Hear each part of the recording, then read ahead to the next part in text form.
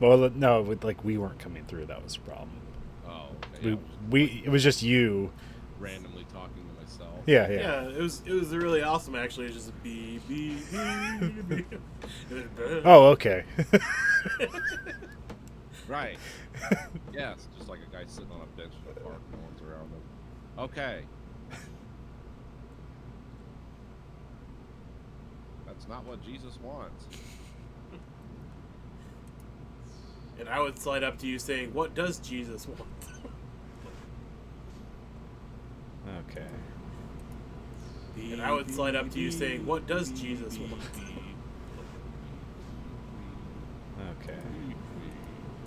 And I would slide up to you saying, "What does Jesus want?" Okay. Wait, Nathan, you And I would talk. slide up to you saying, "What does Right Jesus now. want?" Okay. All right, we should be good. Get something. I closed the vent.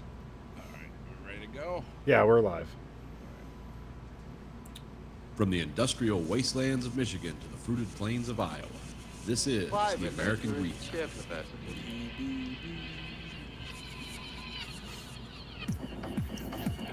You are the dead. Remain exactly where you are. Make no move until you are ordered. We burn them to ashes and then burn the ashes. That's our official motto.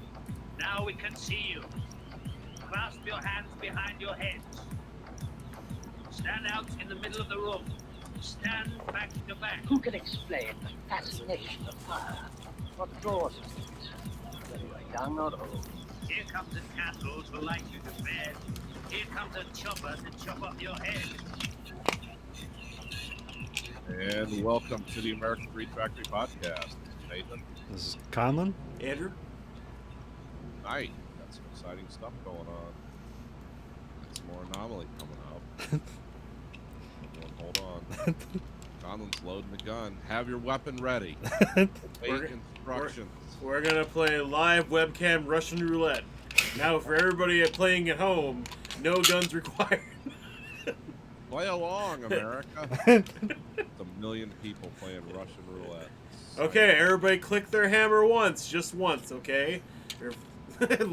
Now gently pull Well, I have the a trigger. Glock. It's fine. It's fine. It's you're perfect. You're on message. You might not know it, but you are. Everyone, grab your weapons and head for Virginia. What's there, we'll find out when we get there. Just head there. Well, you heard like there was a big gun rally there. Yeah, yeah. Planning on banning things and social media. Oh, we found things on social media that there's going to be another riot like Charleston or whatever. It's like, yeah, it's probably the same Russians that did the last one. You know, Was on the AK guy is in support because gun shows going on or shot shows going on at the same time. okay. That this is going to happen, so there's a bunch of people going to protest and to show support. He's going to send like a case of AR-15 mags up there, Okay. just empty AR-15 mags, 30 rounds, yeah. and to not? pass out to people at the courthouse or whatever. Yeah. Are the And I'm guessing because he's the AK guy, he has no need for AR-15 mags. He just has Yeah. them for some reason. yeah, it's a good idea. Just pass out, weapons, accessories. That doesn't seem against weapon trafficking laws or anything. Again. Well, I mean, not in the Virginia at the moment, so. Yeah. In California, that might land you somewhere. Yeah, I have no. I guess I don't know anything about the counter gun culture or the gun culture at the moment. Besides, just people are always pissed about their guns being possibly taken away or restricted in some way. Yeah, well, I mean, that's the thing that Virginia had a lot of The Democrats come in, and then so they're all afraid because then now they want to change gun laws, and they're all afraid. Which I guess they should be. I don't know. I would say as long as people just Democrats in Virginia. This is the first time we've been in power in 50 years. Fuck it up. Let's make sure we never get back in power. It's just, okay. Yeah. I got a plan. It's like, what are we going to do? Help the schools? We're going to reallocate tax for schools and do something.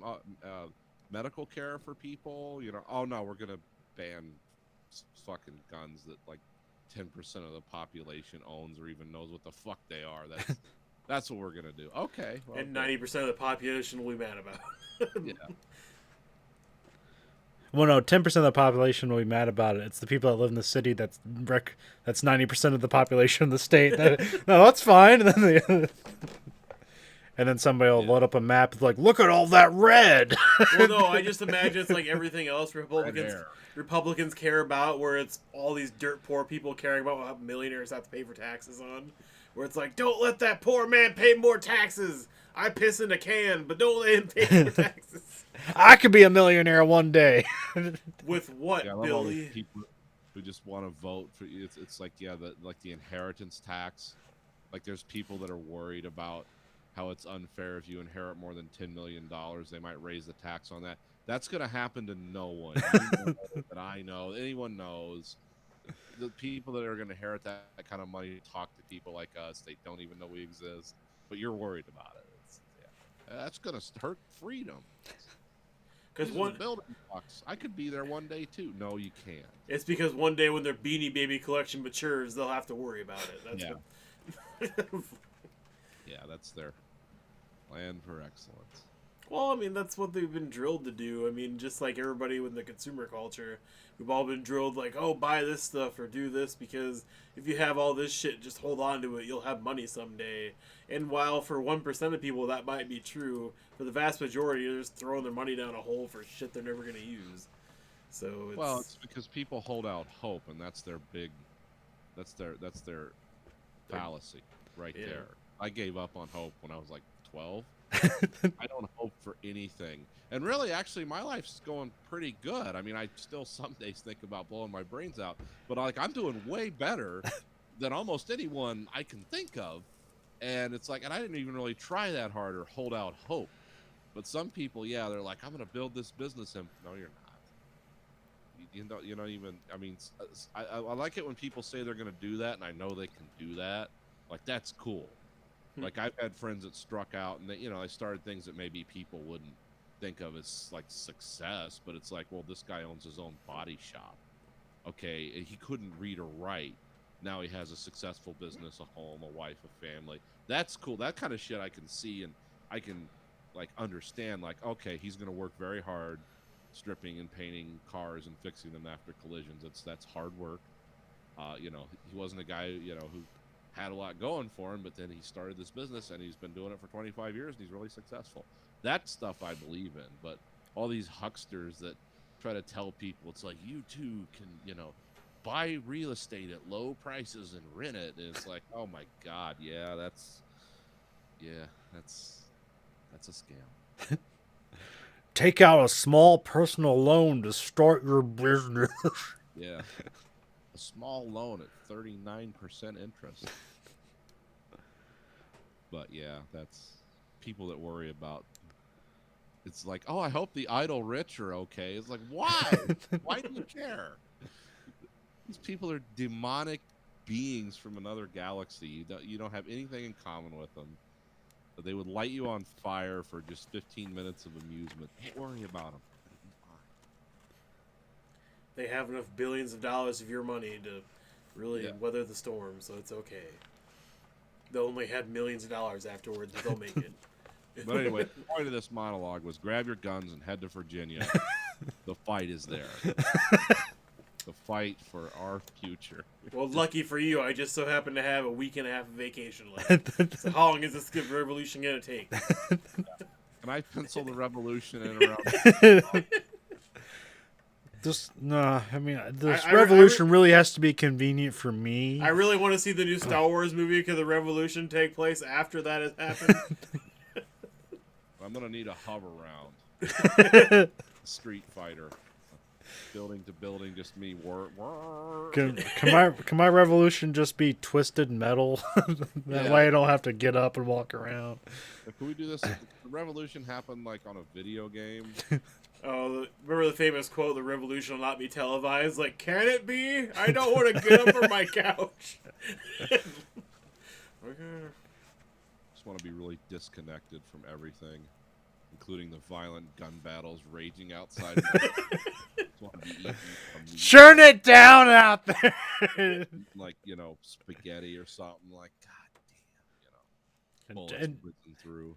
Yeah, when people listen, like, oh, he said turn it down, and that's when people put on their silencers. Yeah. So it's just this. Boom, boom, boom, boom, boom, boom, boom. Yeah, I mean the weirdest thing. Like, there's a noise ordinance in this town. You can't kill people after 2. It's too loud. The world's laziest purge. The purge. Indifference. Just 2 people in a hover-round trying to reach for a machete. And then running out of breath, reaching for the machete. The last can of Fuck rabbit. you, no, fuck you. Whoever dies from a heart attack, whoever doesn't die from the heart attack first, trying to reach the machete wins. Yeah, they fall out of the hover-round. My blood sugar spiking. I'm just trying to cut off my foot. I wasn't trying to kill you. Anyway, on to everybody's favorite news segment. Oh, you want to talk about snow first? Did you guys get snow? Yeah, we got snow, and then freezing rain, and then snow, and then it heated up, and then we got a bunch of wind and cold. That's what we got. I got to use my snowblower for the first time ever. Did you have to do anything special for a first time run? Nah. Okay. I already did the. Oh, okay. All right, that's right. But I ended up doing 5 people's driveways because we had I think we had 10 inches. Oh, really? But, yeah, but it was immediately it got up to 40.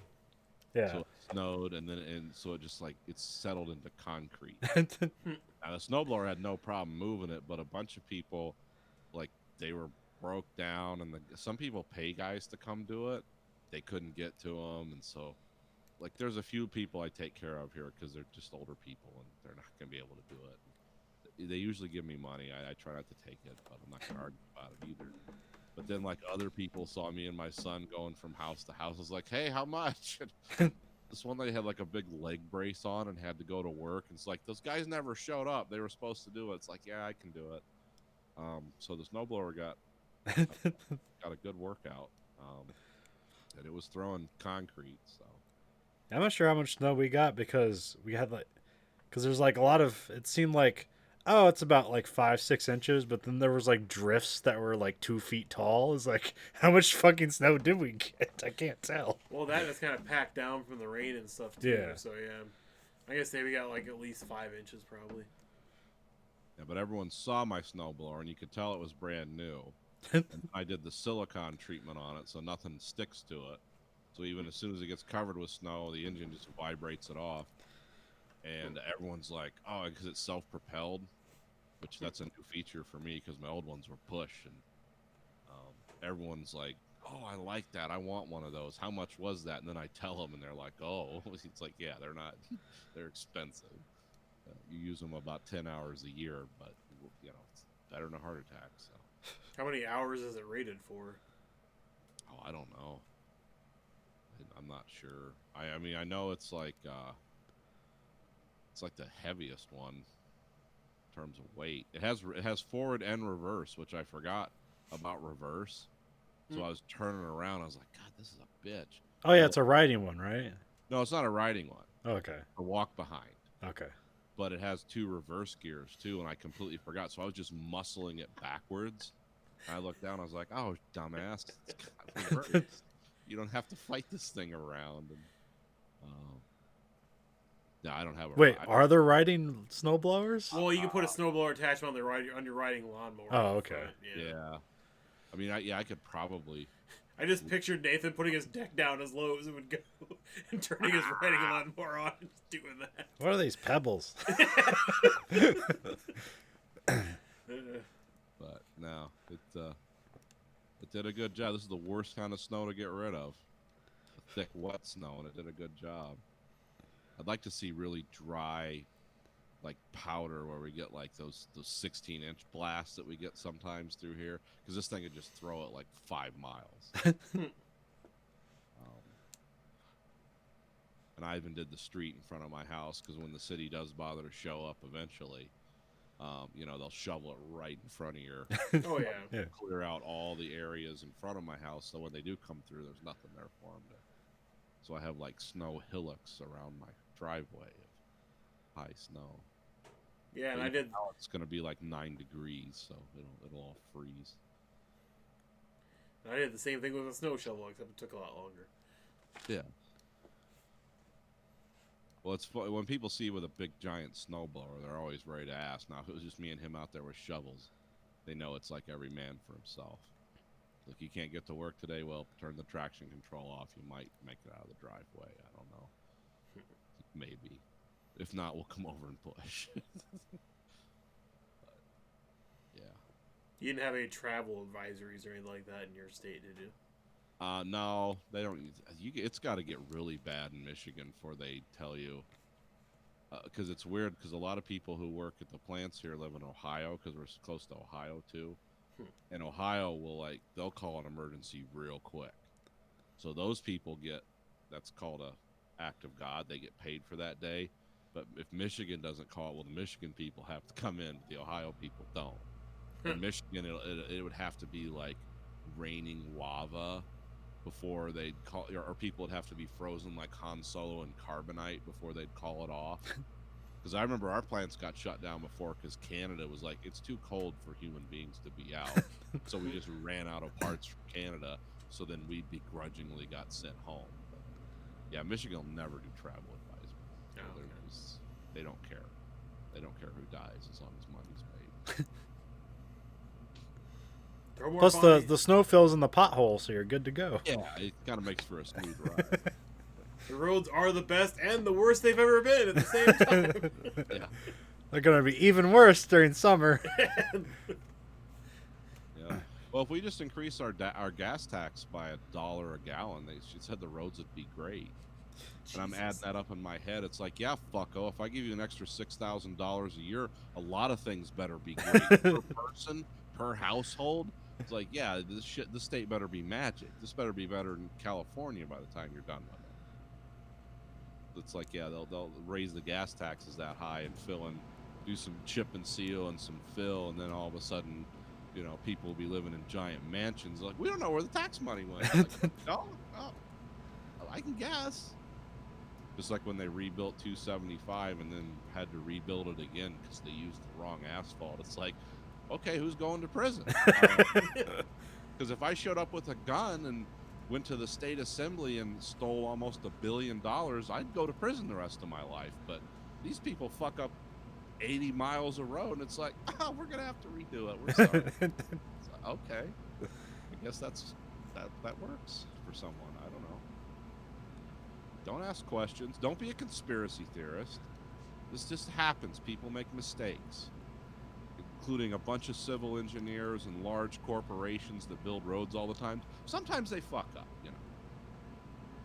It was special concrete. It was going to save the environment or something. Just make up lies. It just doesn't matter. It's whatever you want.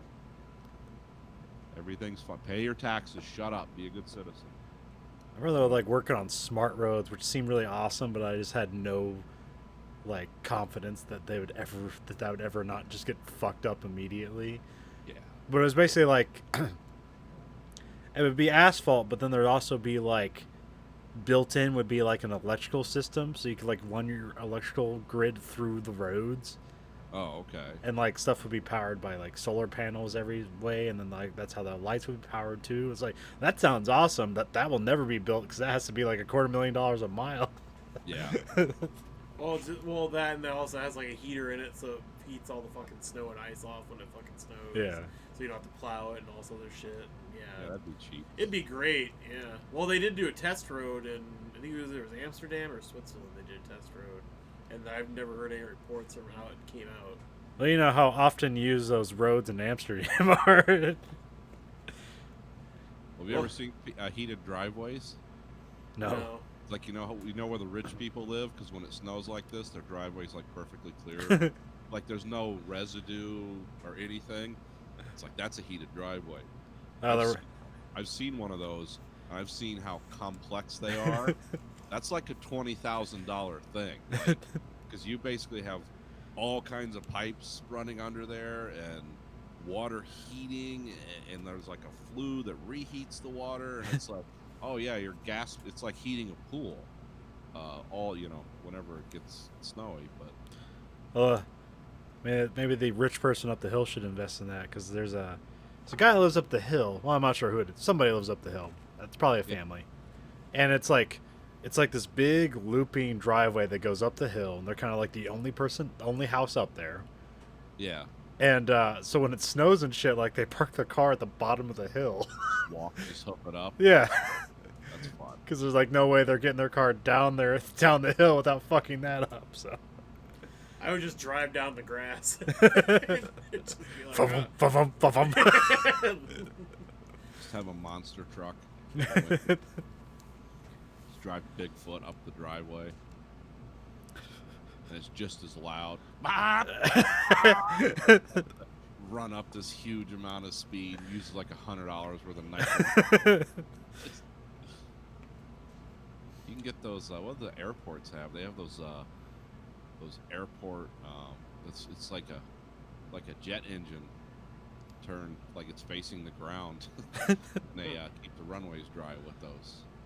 Huh. It's like flamethrowing the runways, but you know, I mean, I imagine it's horribly expensive to run versus the cost of losing a $200 million aircraft. Really cheap. Because where I drive to work was one of those ones where they had one slide off the end of the runway and kill people in the plane and on the freeway too. Jesus. Like I always think about that when I see the planes coming and going out of Metro on my way to work. You know, it's like someday I could look over and just see a big 747 coming right at me off the end of a runway. Yeah, I think zoning might have an issue with that nowadays, where it's not so close to the highway, but at the same time, yeah. I don't know. Well, yeah, I mean, it happened here, and it's the same freeway. They haven't changed it, and they still land that way. You still see the bright lights sometimes when they're coming at you. I've never. It's like in San Diego, the airport's right next to the boot camp. Yeah. Apparently, like the Marine Corps is just sitting on that for, like, because they've been wanting to expand the airport forever, but it's like. But like that land's so valuable that they just they've been looking to like pay the Marine Corps to get out of there, but they just never have. That's the Marine Corps' beanie babies. Like, we're holding on to this. Well, I mean, it's an institution there, so you know why not? Yeah, but where else in San Diego? Would they stay in San Diego somewhere else, or would they literally move? Well, no. See, the weird thing, so boot camp is in San Diego. But, like, whenever we have to go, like, shooting or stuff like that, we have to go to Camp Pendleton, which is, like an hour away. Yeah. Camp Pendleton's fucking huge. And I'm not exactly sure, like, why you don't have boot camp there. But in terms of processing, it's, like, super easy. Because, like, you get on an airplane, you get on a bus, 10 minutes later, you're at boot camp. Because literally boot camp's right next to the airport. You hear airplanes just take off and maybe that was cheaper for them there at the time they had it. It's, like... You know, because like, isn't it zoning? Is it cheaper to like have a house near an airport just because of the sound and shit like that, or? I Usually. think so. Yeah. So yeah, it's just all day. You're just like wistfully looking at airplanes going in and out. It's like, oh boy, I wish I was on that airplane. But I've never heard anything like an airplane going off track and like crashing into boot camps. That has to have happened. Well, I'm sure the risk of also getting an airplane into your house is probably also why the prices are Yeah. low. Well, the reason that happened here was there was ice on the runway. Yeah. Not getting a lot of ice on the runway in San Say Diego. no. So that's probably. I mean, anything could happen, but yeah, that's what happened here, and that was in the 80s. Yeah, plus like probably around that area, if something's wrong with the plane, you could probably like redirect to a smaller airport or something. Or a different airport. Did you see the videos of the plane in California that had to dump all its fuel? No. They did it over a school. They were going to China, and they lost one of their engines, and they immediately declared an emergency, and they were fully laden with fuel to go all the way to China. So they turned it around, and they just hit the switches to dump because they were going to have to land immediately. And when you declare an emergency, you can dump your fuel anywhere. You know, you're not supposed to do it. But if it's an emergency, like you're down to one engine, or whatever happened, I don't know. But yeah, there's just videos of people like watching this plane and it has these weird spirals coming out of the wing, and that's all the fuel added. But they had to send a bunch of kids like to the hospital. They're just breathing in kerosene fumes, and yeah, but they because immediately people were calling like, this plane's doing something weird and it smells like kerosene everywhere. It's like, well, that's the fuel. And yeah, they had a plane declare an emergency and they had to turn around. But yeah, I guess they can't land with fuel like that because it'll just break the wings off. I didn't know that. Well, also the fuel will ignite in a crash. Well, yeah, that too. Because you can't get I mean, they can. It depends like what happens if they still have control of the hydraulics and they can land and stop the plane, but also like you might hit something, cause a spark, and then that lights up the engine or lights up the fuel. So if you land with no fuel, then you're less likely for everything to explode. But anyway, cool video of a plane just flying over. These people are like, "What's going on?" And it looks like it's a giant crop duster, it's spilling. Does it look like when those C-130 gunships like shoot off their flares and all the flares start like spiraling because of the engines? No, it just looks like a weird contrail happening where a contrail shouldn't. Oh, okay. Almost at sea level and not way up in the, where the heat from the engines is creating it. So it just looks like a weird contrail. But I'm thinking with all the freaks out there thinking about, the contrails are poison and stuff. It's like, oh, I bet you they love this. They're actually being hit by mists and it smells like fuel. And it's like, they're killing us. See the airplane industry started a forest fire in California by dumping fuel over California. That's really what happened. Joe Camel was doing a photo shoot and they dumped fuel. See that happen in Australia and they dump fuel on a fire. It's like, what the fuck are they doing? It's like, they're here to save us. Like, no, they've killed us. Well, now Australia's getting flooded after all their huge fires. Did you hear about all the people that got arrested there for starting fires? Like they just wanted to join in. Oh, okay, no.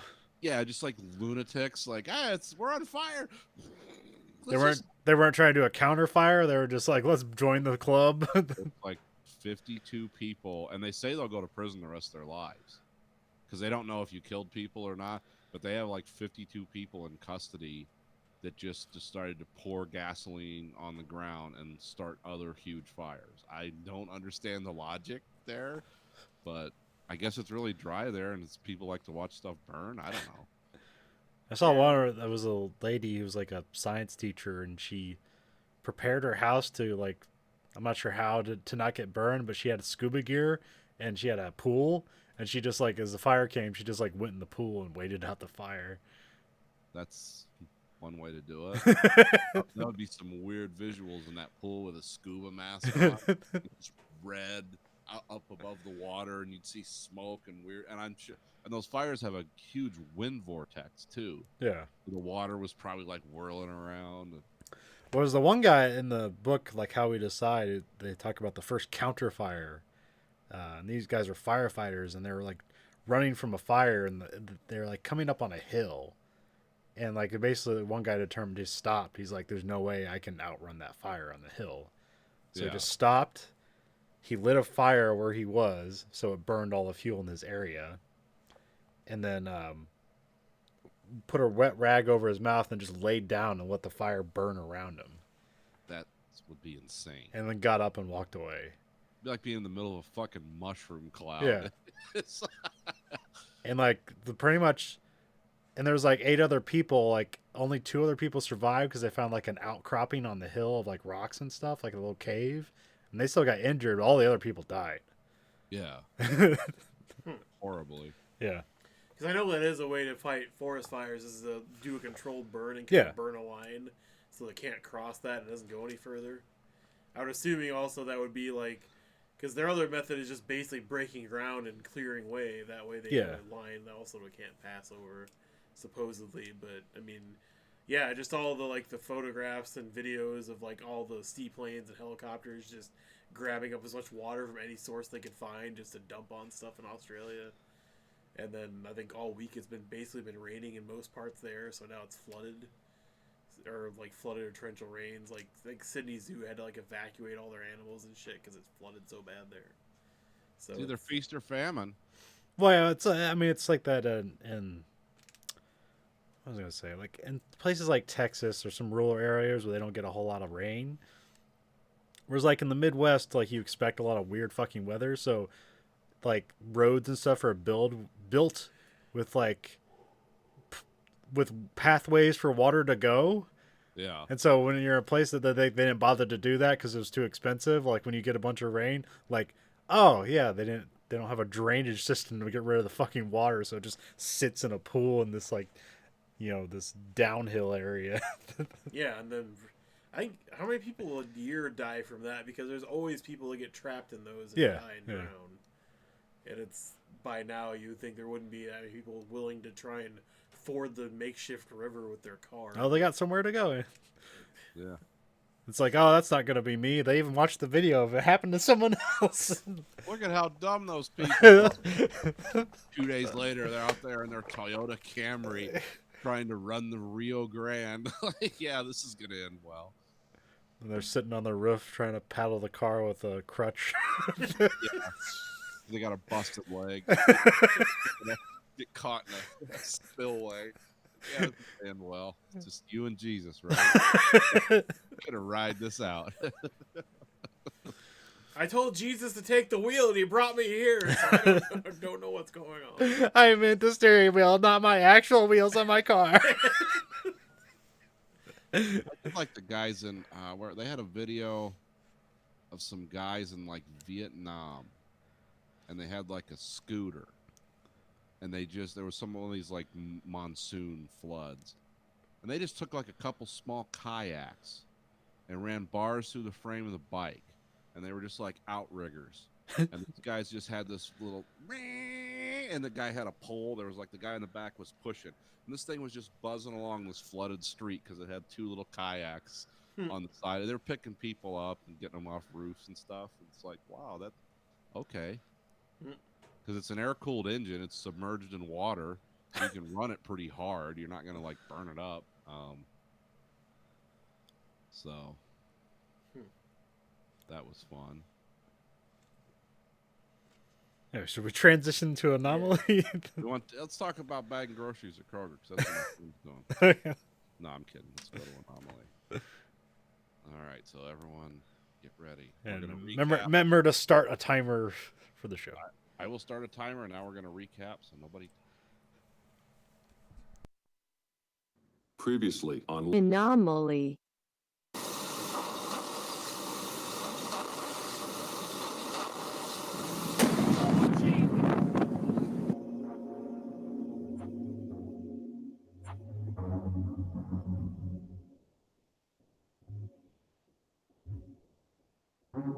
Look at this guy all over the floor.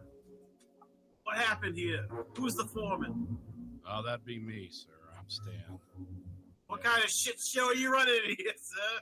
Well, as you can see, this is actually fully modern equipment with all the safety, all the OSHA compliant safety equipment's in place.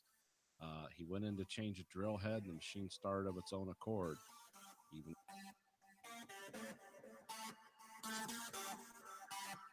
Well, here we have Mystic Society is outside the government. It's a privately funded anomalous organization. Factoryville, Indiana? Yeah, why not? Okay. Manufacturing your dreams. Haunted factory. Something like the cheapest form of labor, the dead.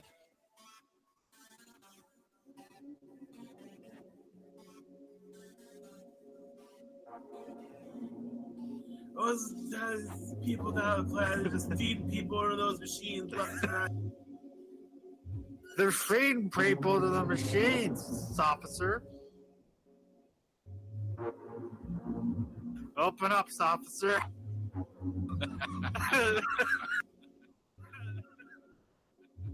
Is this public urination?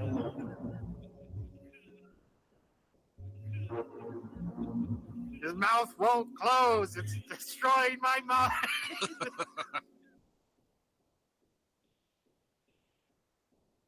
I dream about it.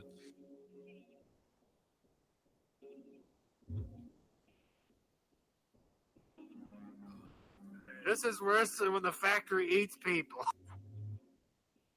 At least then you still have your soul.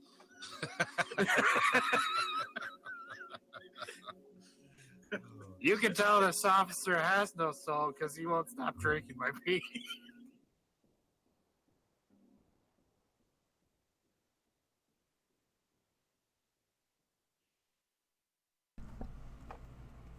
And that is a probably not all the stuff included, but hastily edited together. We have a factory, an automated factory that's not actually automated by computers, but by occult dealings of putting souls, people, in machines. We have three groups. We have OSHA investigating, but now they're we have an OSHA guy who lost an arm to the machine while investigating a death that the machine killed a person. The arm is still alive.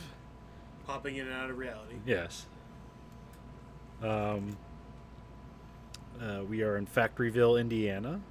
There's 666 employees at the factory.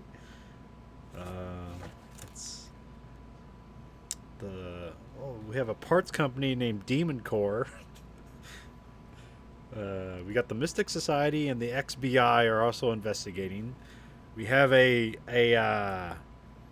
do you call it? The body guy or whatever. The head security guy for the plant, Nomar Garcia Parra. Yeah, Nomar Garcia Parra. And the Mystic Society is sneaking into the factory, but they've been outed by where is it?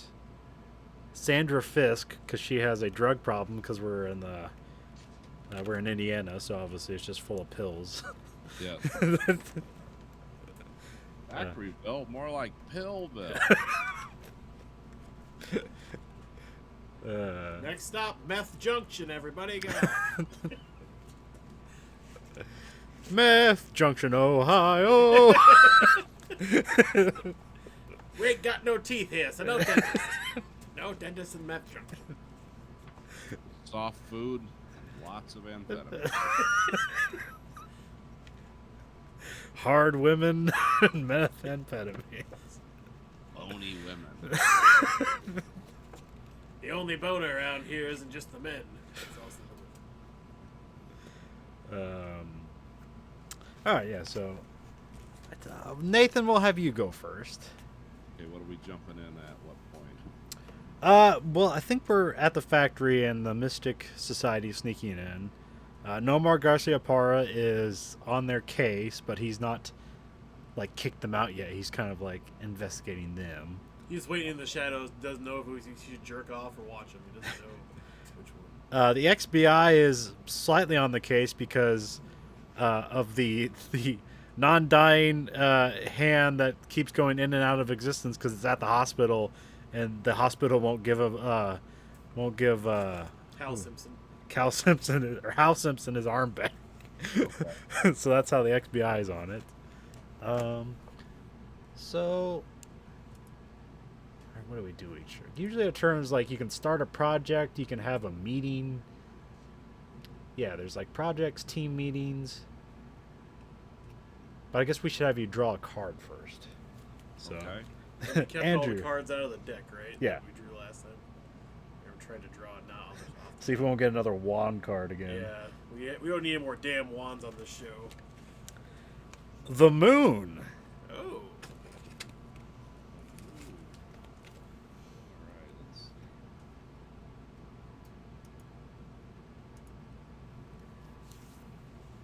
Ooh. Something mundane is revealed to be another aspect of the anomaly. How was this discovered, and how does it make the situation more perilous? I'll read that again. Okay. Something mundane is revealed to be another aspect of the anomaly. How was this discovered, and how does it make the situation more perilous? So something we thought was mundane is part of the anomaly. and it's going to make things more dangerous. So what does the anomaly? Does it hold sway over the parking meters in the town? Or? The water coolers are always mysteriously filled without anybody ever emptying them. Wait, so And it's filled by the tears of the dead. so like are the people souls trapped? This people's souls are not trapped in the machine anymore. They're now like bleeding out into other things. That could be. But what could be mundane that would be part of the anomaly that would be related to that? What's a mundane thing? Huh. All the fleshlights in town have now become automated. All the flashlights in Factoryville So- are their own god. So it's 3,500 people. So what would we say, like 7,000 flashlights? You need one because the other one doesn't look as pretty as this week. Yeah, you don't want to You clean them change it every up. time. You gotta be able to switch off.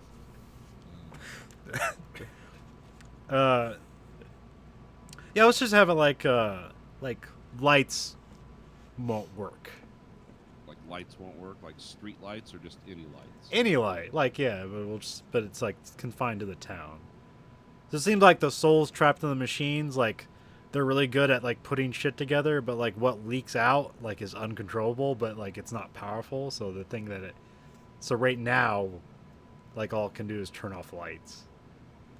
Oh, okay. But later on, it might become a huge problem. Yeah. Yeah, good. A lot better than the fleshlight. Well, I mean, then we can have that happen too. Like, Sorry, why'd you put the flashlight on the lights? I mean, they're both lights. So I figured they'd want to have sex with each other. I mean, I was gonna call and complain about this fleshlight, but let's do it again. Good job. Stuck over the lamp. Weird pink glow. As it slowly melts over the light. Somehow this makes me want to have sex with it more. I don't know why. It's all warm now. It's like E.T.'s finger, very erotic. Doesn't make any sense.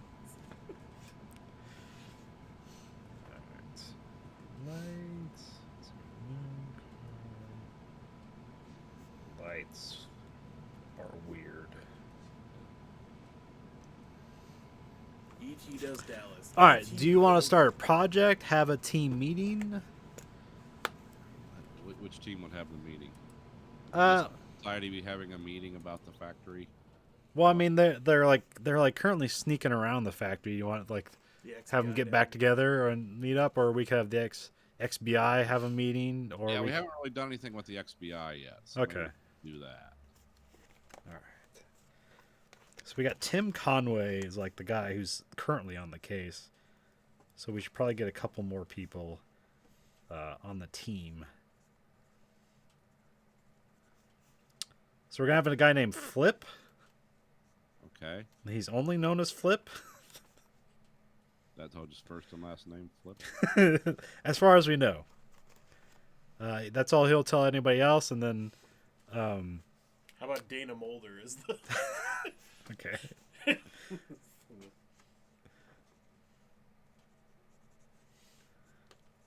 Are we going with Dana Mulder, or was that a Sure. Well, it's both. both an homage and a joke? It seems.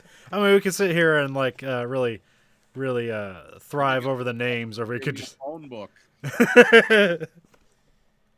What's the phone book that the J.R.R. Tolkien used? West Virginia phone book? Oh, is that what's okay? Yeah. That was the reference you were making. I could be wrong too.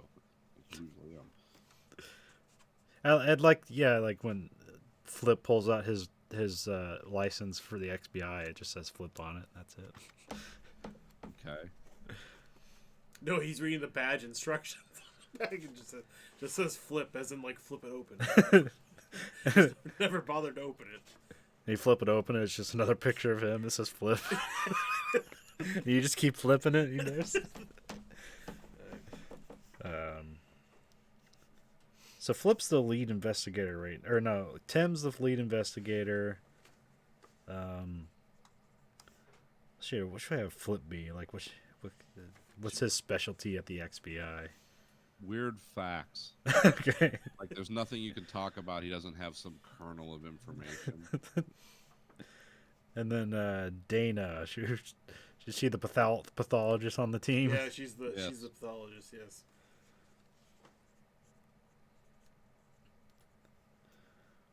But she can only communicate making vulgar sexual references. I've never seen a pancreas so fucked. This pancreas was fucked by a pack of hyenas. We don't have to include that. Looks That like we a just gang did. bang went down here. Okay. All right, so all right, who we should enact the team meeting. So who should play who? Well, I'll be Dana Mulder since I came up with her. So. Okay. I think I'll be Flip, Okay. and I'm gonna try to do my weird Australian fat guy accent. Okay. I guess that leaves Tim. Is there anything interesting about his personality? No, well, what should we? Well, I wanted you to do some southern gentleman voice for one of these characters. Oh, okay. Unless you want to try something else. Unless you want to do a Scottish accent. No, I'd rather not. I want to challenge somebody here to do a Scottish accent. Not gonna be me. I already did Boston, so Alright. somebody else can take. Well, that's why it gets to be new. No. Well, I'm trying to figure out how to pull off a halfway convincing female voices. Oh, you don't have to. You can just Yeah. you just do. Hey, I'm Dana Scully. Dana Mulder. Dana Mulder, sorry. I always confuse myself. All right. So we're gonna have our meeting now. Yeah. I'm assuming it's gonna be about the arm, or is it gonna be about something else? Probably the arm. Yeah. It's like they're probably figuring out like how we're like they're setting up like transportation. Like where should they be coming from? Like should they come from Indianapolis or someplace further away? Like is this all centrally based in Washington D.C. or something? Usually it is. Okay.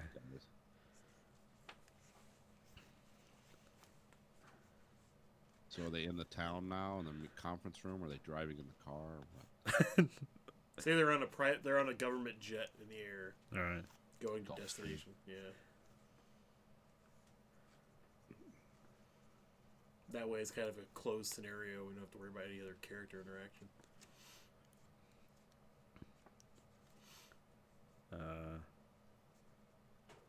So I guess how am I gonna do this fucking voice? I'm Flip. What's going on with this fucking arm? Well, I'm gonna hand that off to Dana. You know what's going on with this arm. Yeah, Dana. Well, the arm is a real donkey show. I'd say it's a gangbang away short from an orgy, but that's just me. It keeps phasing in and out of existence like my ex-boyfriend. And I just can't figure out what's going on. I think we need to get some eyes on the situation like the last bukkake party I attended. And then we can get a hand on it. A firm grasp on this big Johnson, arm. So, Dana, you really think we're one step away from an orgy? We haven't investigated one of those in 10 years or more. Well, it's not going to be a key party, I'll tell you that. Well, Flip, what do you know about things phasing in time and space? I remember that one Star Trek episode where, for some reason, they couldn't phase through the floor, but if they hit the wall, they'd fly out the spaceship and die. Huh. It never made any sense. Well, I'm certainly glad you're not flying this plane. I think he needs another drink, Tim. I think we all will after this one. I'm gonna flip my shit. I know how I do See? It's the same tag on the other side. I need a stiff one. I don't mean a drink. So, do we have any contacts here in Farmtown, or what is this place called? Factory? Factoryville, Indiana. Who do we have? Who's on the ground now? Well, Officially or unofficially? our deep throat is Hal Simpson, the man that actually lost the arm, ironically. And we're just trying to figure out what's going on down on the ground. He doesn't have a lot of information in the hospital. He wants to get the arm back, but they won't give it to him. Huh. I could see that. Be kind of unusual. Did you know Indiana has more pedophiles per capita than any other state in the United States? It's like taking candy from a baby. No, I didn't know that. But now that you mention it, it doesn't surprise me. I don't think it'll have any doing on the bearing on the case. I just thought you wanted to know those things. I have another fact about Indiana. They call it the Hoosier State because Hoosiers Indianan for pedophile. Wow. One mystery solved. Thanks, Tim.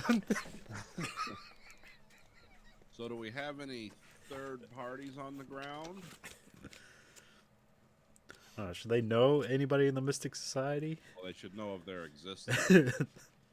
Well, we got these guys coming as uninvited guests to the gangbang. We got the Mystery Society.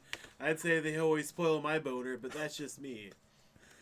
I'm following them on Twitter. They're really bad about keeping secrets. They really like to talk about this shit. Oh, that's surprising. Internet occultists, operational security. I perish the thought. And of course, you got OSHA, the biggest boner killer of them all, on the ground. But thankfully, he's up with one arm in a sling, and not because he worked too hard, if you know what I mean. You know, a stranger is when you sit on your own hand and jack yourself off. I'm really moving in on Dana's territory here, but... I need to meet more strangers. A real stranger is when you do up your nails a different color than the... This is a really unprofessional meeting, and I really enjoy it. Is a stranger also when you make your hand fall asleep, put a hand puppet on it, then go to town on yourself? Is that also a stranger? That sounds like a good way to break a finger.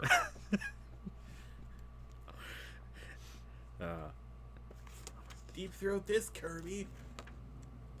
So anybody talk to Hal? Should we have somebody to talk to him, or we just got reports from Hal? It's just reports now. Okay.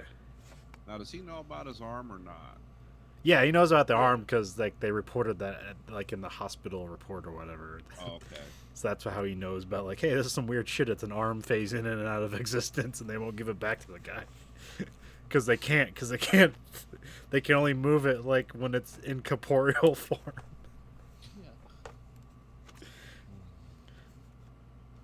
All right, so we had a team meeting, so I guess we're on to Andrew's turn. Yep. Pick a card. Nathan, get ready to read what the card means. We have Temperance. Temperance. Which looks to be like a cup card. It's one of the main ones. Should be at the top. Calming energy resides over the region. What conflicts are halted by this? What urgent matters are neglected?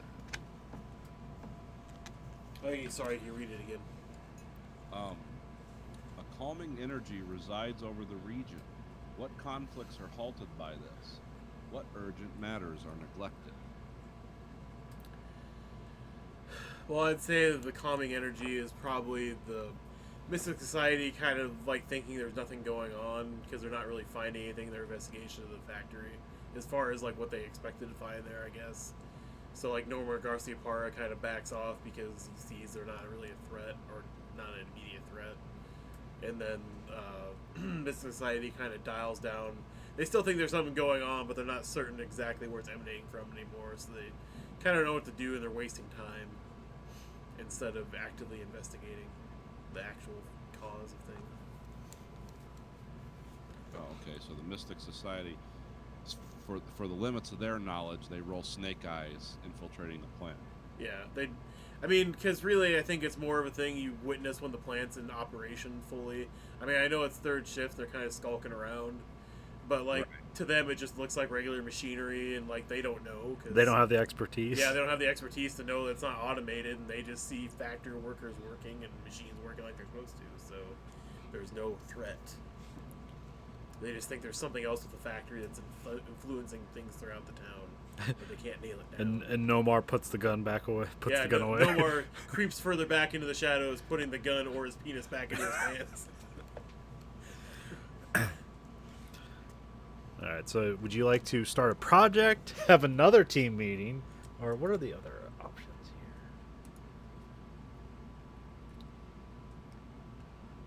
Oh yeah, the anomaly we can have the anomaly can do things. You can add facts, acquire or lose something, secure or endanger something, or introduce a new character. How about how we have the anomaly evolve? Okay. So instead of just being the automated machinery and the the phasing in and out arm and the lights flickering on and off, we also have, I want to say, like... Should we have, like, self-driving cars that aren't actually self-driving cars? Yeah, either some other form of automation. Like just a Ford Mustang driving around, picking up people, dropping them off places. Thanks, Mustang. And it's like... Unintended automation. Yeah. Okay. Yeah, we can do that like a Christine type car that just like either drives you around or kills you or something, maybe thing. I don't know. I mean, would you want to kill yet, or just like eventually we might have that? I think we should back off on overt violence and lots of killing until the anomaly really feels threatened, and then it ramps up. If the people just start dying all willy-nilly, well, they're going to have the National Guard in there pretty quick.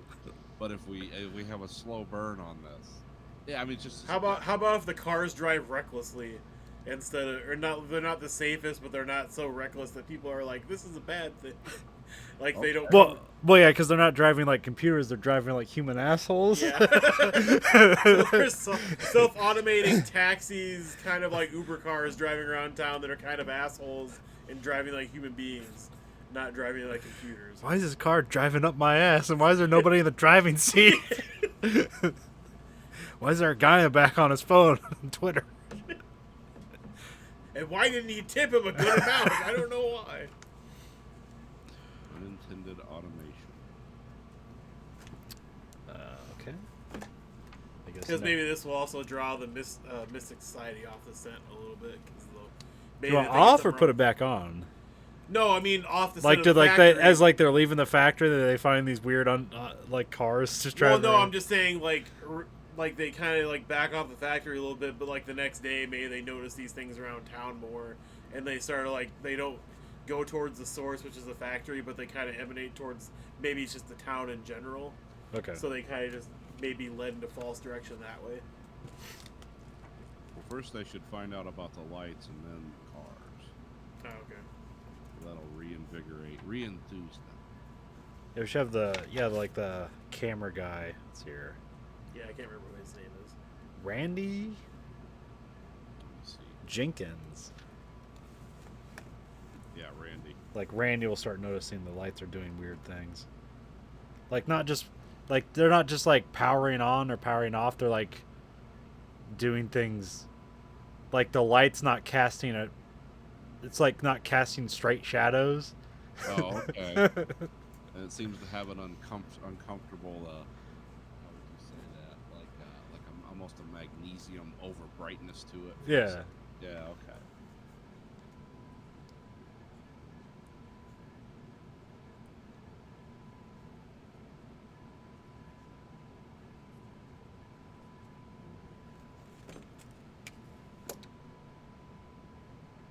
Okay. Now, I don't think we currently have any projects going, so we'll just leave it at that. What's that? I say okay.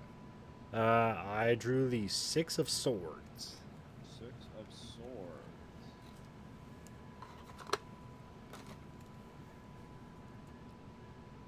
Okay. Okay. This is interesting. 6 of Swords. Do the team have any weapons, and how are they stored? Who can use them? How does the team handle injuries within the team? What do they do when someone outside of the team is hurt by the anomaly? We got 2 sides there. Well, the XBI, like they'll have like they'll have like government issue like pistols. Yeah. But do they have any extra like? Yeah, I want to give them like some supernatural shit. Like, what should their supernatural like weapons be? You know, like Should it be like? detection equipment. Or should they have like special rounds for? Should it be like Ghostbusters meets Men in Black, or should it just be like, oh, we got like 2 cool gadgets to use? Yeah, 2 cool gadgets. Yeah. I mean, I think it would be mostly in the area of detection and recording Okay. instead of like offensive weapons, because it's kind of hard to devise weapons. I mean, you maybe could in the future, but if you're encountering something like an anomaly, which is anomalous, you're not going to have a defense strategy built around anomalous. At the XBI, we believe our best weapon is knowledge. Yes, knowledge is But power. like all their equipment would just be on their person. Yeah, probably. Okay. Well, yeah, I'm sure they brought like cases of stuff with them or whatever on the plane. Because did they get in like a black government SUV, or what are they traveling around in when they get there? Probably something like that. And then should the Mystics, what should they have? Like, they're probably not armed, but they probably have They a bunch have of like monitoring they equipment. have the car from the Evil Dead packed with a number of things between a low Delta rent Radio 88. Shack stuff and Well, Sarah is like some kind of hedge witch, Yeah. and Jeff is the guy, like he's just like the Aleister Crowley, like he's just this repository of arcane knowledge, and then the cameraman, well, you know, he's the witness, so He's using, like, technology to try to detect things. yeah. I mean, everyone kind of has, you know, would be off the shelf, whereas the XBI might have some weird like EM field interference thing, or something, something more expensive. but the Business Society is well enough off to have decent off the shelf stuff though, right? Not like Yeah. Just Not not like like scraps. military grade, like so, there's some like, you know, black site military grade stuff that was spent billions of dollars building this thing. You know, it was meant to be built for like some like nuclear armament detection, but then they found out it can detect like weird ghost shit. Yeah. Yeah, things like that. It's like if you feed a pellet of platinum into this thing, it reveals ghosts for 10 seconds. I'm assuming they're just like staying at like the local hotel or something, or do they like living out of their car? Yeah, we're just making them full Scooby Doo, just living out of the van. Well, the Delta 88. Probably not. There's probably some terrible hotel. It's probably the only one in town. So eventually we're gonna have the Mystic Society and the XBI at the same hotel. Yeah. One. And the hotel is run by suspicious foreigners. It's like, oh, I like your black trench coat. Same. We should probably start a project. We'll have what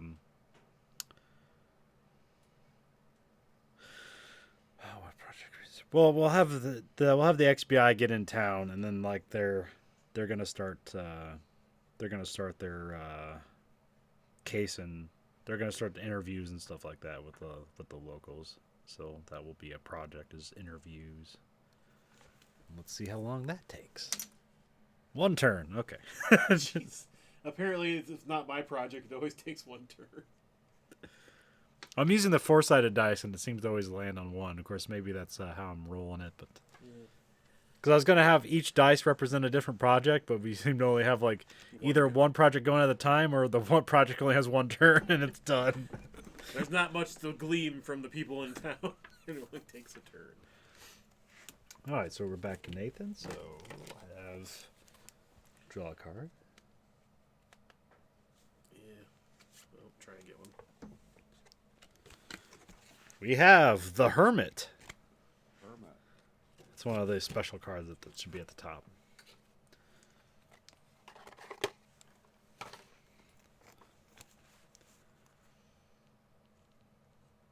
The Hermit. How has the anomaly stayed hidden all this time? What could this imply for where the team still hasn't seen its effects?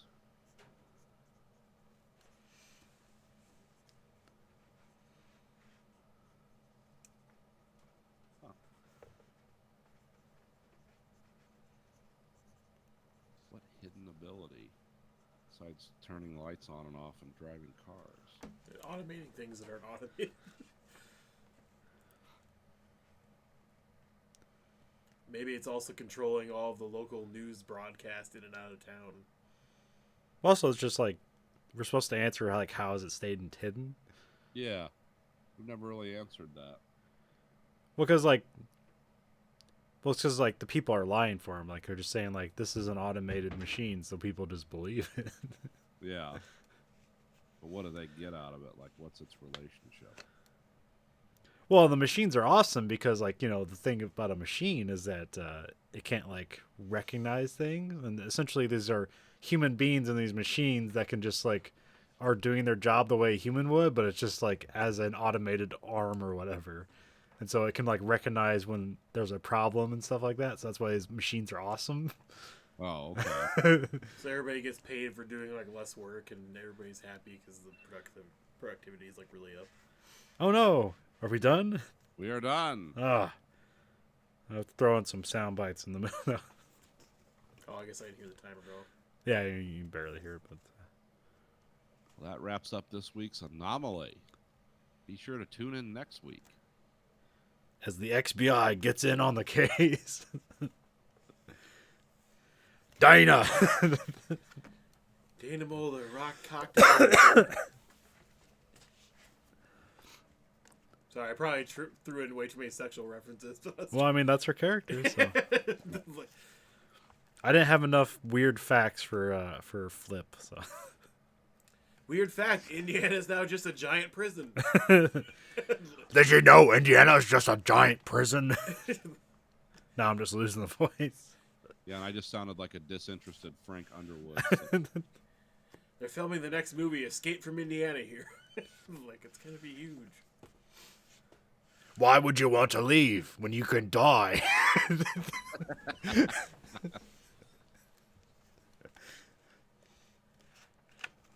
Yeah. Jesus. All right. Hiroki Goto. Oh, has anyone seen the Guns Akimbo trailer yet? Yes. No, I haven't. What's that all about? Oh, it's an image that got teased 2 years ago, I guess, of Daniel Radcliffe with guns bolted to his hands in a bathrobe. Okay. And so people are like, what the fuck is this from? Because, like, nobody's seen any of this. Yeah, it looks like he lost his mind and he's standing out in the middle of the street with, like, in pajamas with bear slippers on, holding two guns. And so for 2 years, this image has been floating around as a teaser, and then finally the trailer dropped this week, I think on Wednesday. Yeah, something like that. And so watched it twice now, once with myself and once with the wife, and both times I laughed my ass off because it's pretty. I thought it was pretty well thought out, and it looks like a pretty good dark comedy / action movie. Yeah. Type of appeal. I mean, I don't know how good it'll be since apparently it seemed to have been delayed quite a while, but I don't know if that's production issues or just they're holding on. Trying to release it at a better time. It kind of looks like a small budget movie, but also there's like tons of action. But also some of the special effects don't look that good. But yeah, because like the car chase thing or whatever looked kind of crappy. But I mean, it's obvious Daniel Radcliffe's not really known for doing like a bunch of big budget movies after Harry Potter, so it makes sense that he's kind of more into the small scale stuff. Well, it seems like along the lines of a Swiss Army Man. Oh yeah, which is just like crazy premise and fucking weird. So this seems like along those lines. Oh, okay. Because I don't even who's the guy directing it. I don't know. That's what I was going to ask you because I wonder if it was like. I didn't see that. I wonder if they were bringing back the Swiss Army team back. Because I didn't see the director's name attached to the trailer, so I didn't, obviously I'll look it up. I don't know if that. Explain the premise to Nathan.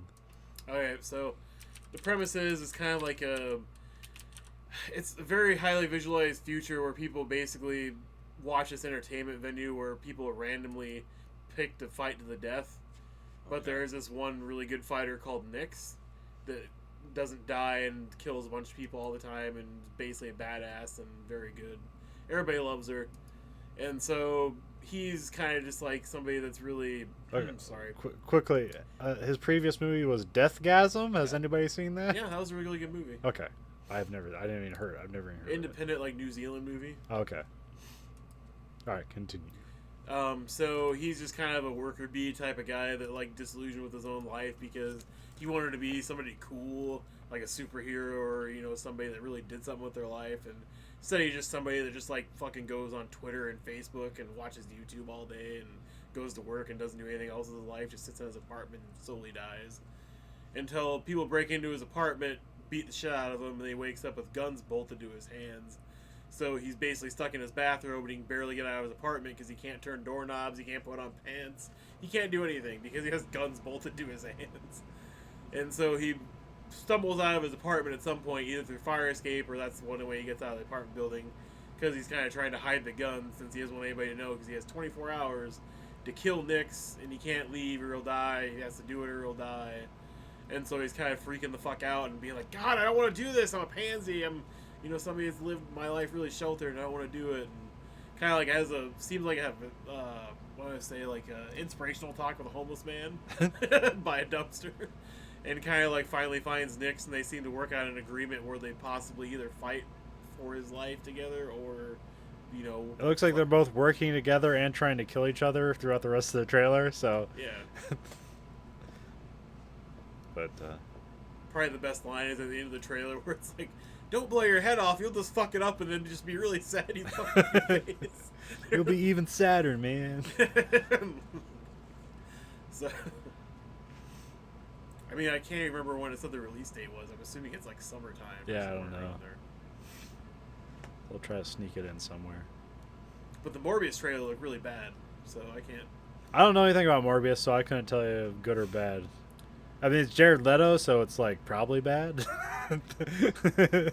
Well, the special effects look bad. The fact they lied about they were behind Spider-Man Far From Home and Spider-Man Homecoming was bad. Well, it's the same studio, but... Well, they're not the ones that really made those movies. No. They were the ones that granted the rights to Marvel to make those movies. I mean, they can claim the Venom people thing. who made a movie. But I mean, they got the look of Morbius down in the final part of the trailer, but I wouldn't say it looks like a good movie at all. It looks Well, I think some of the the kind of physical stuff with where he's like walking around with like crutches and stuff like that. If that seemed like that could be like a good physical performance from Jared Leto. I mean, he does good performances. He's just a fucking asshole. So. Yeah, and I don't like Jared Leto at all as anything. I've never met him. Probably just tell me I'm a fat slob. But I mean, other than that, I don't know how this really fits in, if they're going to tie this all together for a Venom, Spider-Man, Morbius, whatever. Because, like, Michael Keaton's in it, so I'm assuming the Vulture is going to make a guest appearance. Yeah, I mean, it's him as the Vulture. So. Yeah, so I mean, I'm assuming they're tying this all together at the end in, like, a teaser thing. Or... Yeah, I mean, they want the Venom stuff to be a part of the Spider-Man universe. They're just, like, keeping it separate right now. Because I know they already greenlit a second Venom, but Yeah. I don't know when that's coming out. I never saw the first Venom. I didn't hear it was good, but I hear it made a lot of money. I own a copy if you would like to watch it, because I bought it for like $5 at Best Buy, because I actually thought it was a decent movie for what they tried to do. I wouldn't say it's a good movie, but Like, it's I hear worth Tom watching. Hardy's good in it, but usually Tom Hardy's good in everything, but... Yeah. That's pretty much the reason I watch that movie is Tom Hardy. It's kind of like watching The Joker for Joaquin Phoenix. Yeah. I mean, I wouldn't say The Joker is on par with that film at all, because The Joker is probably actually a way better movie. But I'd say it's pretty much the same argument. Just watch Venom for Tom Hardy and you'll be happy. Because otherwise there's not like a lot to see there. But I guess I don't know how else you would possibly bring Venom to the screen, I guess, in an introductory performance. Yeah. Because Woody Harrelson being Carnage might be really interesting, or it might be... Oh, I didn't know he was Carnage. Okay. Yeah, he's going to be Carnage in the next movie. Is he anything in the Marvel universe? Carnage? No, Oh, Woody Harrelson. I don't think so. Okay. Unless I'm not remembering. Every once in a while, there's like a article will pop up, and it's like some A-list actor, and it's like, oh yeah, they haven't been in a Marvel movie. Because I still think it's Nathan Fillion in the Wonder Woman 1984 movie, but I still haven't looked it up, so I don't know. Oh, the guy on the TV? No, that's Pedro. Fuck, what's his name? The Mandalorian. Oh, really? Yeah. Oh, okay. Makeup did a good job then, because I couldn't recognize him that much. Well, it could look a lot like Nathan Fillion, like without makeup. So Yeah, he looks a lot kind of. older. Well, he kind of has that. He basically has a. He's basically kind of made to look like Trump, essentially. So. Oh, yeah. Well, good. Fuck Trump. Like, I mean, no. But You don't have to reel that back. You're good. No, I know. You're in good company. Fuck all of them, but yeah, fuck him. Oh yeah, fuck him in particular, but yes, fuck all of them. Because I was watching something where he was announcing the trade deal with China, while they were releasing the impeachment documents to the Senate for his trial to start. And so it was him not trying to talk about that in front of reporters, so it was like 15 minutes of him name-dropping people that were in the room with him that he thought did a really good job. And he wasn't talking about the trade deal, he wasn't talking about impeachment, he wasn't talking about anything. And so he does that for 15 minutes, and then the last minute, he talks about how they're going to have a huge 4th of July celebration on Mount Rushmore, and why he can't see how that's a big problem. And it's like, well, there's woods all around the monument, sir. I don't know why that would be a problem with fire or anything. Just remember, this man controls 8,000 nuclear weapons. Sleep well, everyone. I didn't get a chance to read the article that said he called the generals a bunch of pansies and wussies and stuff. Yeah, he basically told the guy who runs the Joint Chiefs of Staff that he was a loser and a pussy. It sounds. Says the draft dodger. Yeah. You guys didn't make any money. What were you doing? My bone spurs are harder than you. Fighting the Vietnam War. Well, didn't we lose that one? See, you're a loser. Can't argue with that logic. I mean, I don't know what he said. I'm just spitballing. Well, You're just making shit up. That probably, yeah. Well, that and some weird sound clip from one of his last rallies where he's talking about the water pressure on toilet showers and sinks for some reason, which I never really got an answer. Yeah. What the He hell probably that thinks was that's relating to the poor people that he's catering to. They'll love the shower, low pressure shower shit. No, I think he was talking about like having to flush multiple times because of water saving toilets or whatever. He's basically like, fuck all this green stuff. Like, let's just light everything on fire and. Well, I know he just rolled let's just turn America into Mad Max Fury Road. Yeah, everyone liked that movie. It was popular. Well, I know this week, like, they're making 2 big changes to schools. They're rolling back all the regulations that say you can't have prayers in school, and so they're trying to make that a mainstream thing. I thought that'd have to go through the Supreme Court. No, they changed. They made little changes to it, but big things like where, let's say you have like a big prayer in school, like no one can actually stop it. Like you can't have a teacher come up and say it's not appropriate, and you can have a bunch of people join in and stuff, and it's not against the rules because it's basically obviously religion and politics and government mixing. And that was something that happened weird at our school with that. Like after when 9/11 happened, like we had a big meeting and like the principal like, oh, let's hold our heads in prayer, and then one of the students sued because there was like forcing religion on them. Yeah, now people can't sue anymore, and that's what they're rolling back. Is that teachers can start leading prayers and stuff like that, and voice their religion in public, kind of shit, which doesn't make any sense to me, but whatever. And then also they're going to roll back a lot of the Obama era, Michelle Obama's stuff about healthy eating in schools, about childhood obesity. So they're going to get rid of all those guidelines now too. We want Snickers in every child's hand. So it's like, oh, okay, fat kids that believe in an imaginary friend and are stupider than ever. Okay. Every child will have a vanilla half and half shake. Well, because the U.S. has like the most museums per capita of any nation, but we were some of the dumbest motherfuckers. Like, I don't get how the fuck we have so many museums and how do they stay open? Nobody's going to them. Really? Oh, I didn't know that. Yeah. Well, I mean, if it's government funding or if it's private funding, Well, I'm sure the tax-exempt status, but also government grants and stuff like that keep a lot of them open. Yeah. But we were watching American Pickers earlier, and just they're always picking these defunct museums in the middle of nowhere, and there's museums for the oddest things you would never think, and it's like, how are there so many fucking museums? This nation's stupid. Nobody goes to museums, nobody reads a book, and nobody school seems to last shorter and shorter every year. I mean, No to Well- all that. Well, no, but We don't also, have good yeah. museums, but there's like cool museums out there. Like No, there's like a lot of good- museums in New York and Washington D.C. are like have tons of visitors. No, I wasn't saying like museums are bad. I'm just saying we have a lot of museums, and you think that would overflow into a lot of because like school, like elementary school, junior high, high school. There's always field trips to go to museums like all the time. Yeah. And I know that's probably cut back now that state funding has gone down a lot, but Yeah. like no kid was ever influenced by any of that. Like it seems like there's not a lot of because most people nowadays like their college choice is what will make them the most money, not what like really stirred a passion or made them want to believe in higher learning. It's like, oh, I want to be a That's not a side effect of stupidity. That's a side effect of schools being large corporations that you will owe tons of money to. That's more pragmatic than lack of dreams. That's for a lot of people. I mean, another thing too is like, there's a lot of dumb people in America, but one of the problems we have is like those are the loudest voices too.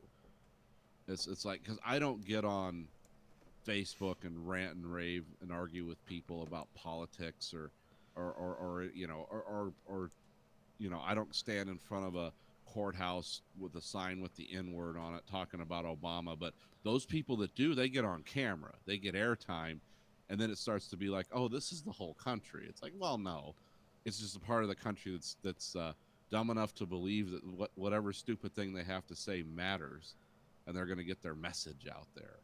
And that's why they have people on YouTube that make more money than I'll ever make in my whole life, like eating donuts and shit. It's the weirdest thing. But there's a lot of people like that, and there's a lot of other people that are just bored and want to follow that.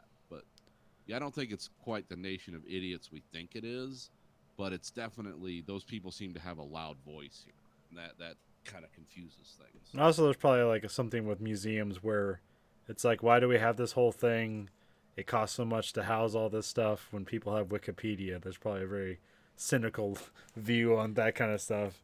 If your museum isn't built to be profitable. Well, yeah, I mean, we have how many museums in Cedar Rapids? We have the Art Museum, the African American History Museum, the Czech Museum. Yeah. I'm sure there's like. Well, yeah, probably a bunch of little ones where it's Yeah, like, here's the probably. Beanie Baby Museum. And it's just Cliff's garage with Beanie Babies. Yeah, he's getting like a government grant, mortgage off with that. But there's like one in every town, like every other town over. There's like 3 or 4 in Amana. There's like at least 5 in Iowa City. Oh, there's more than that. Well, I said at least 5. 'Cause Yeah. I can't think of all of them, but yeah. Well, yeah, it's- because like every building just has like a museum section. Because we used to have like 2 more museums, except they're now closed in Cedar Rapids. The History Museum used to be open, that's not anymore.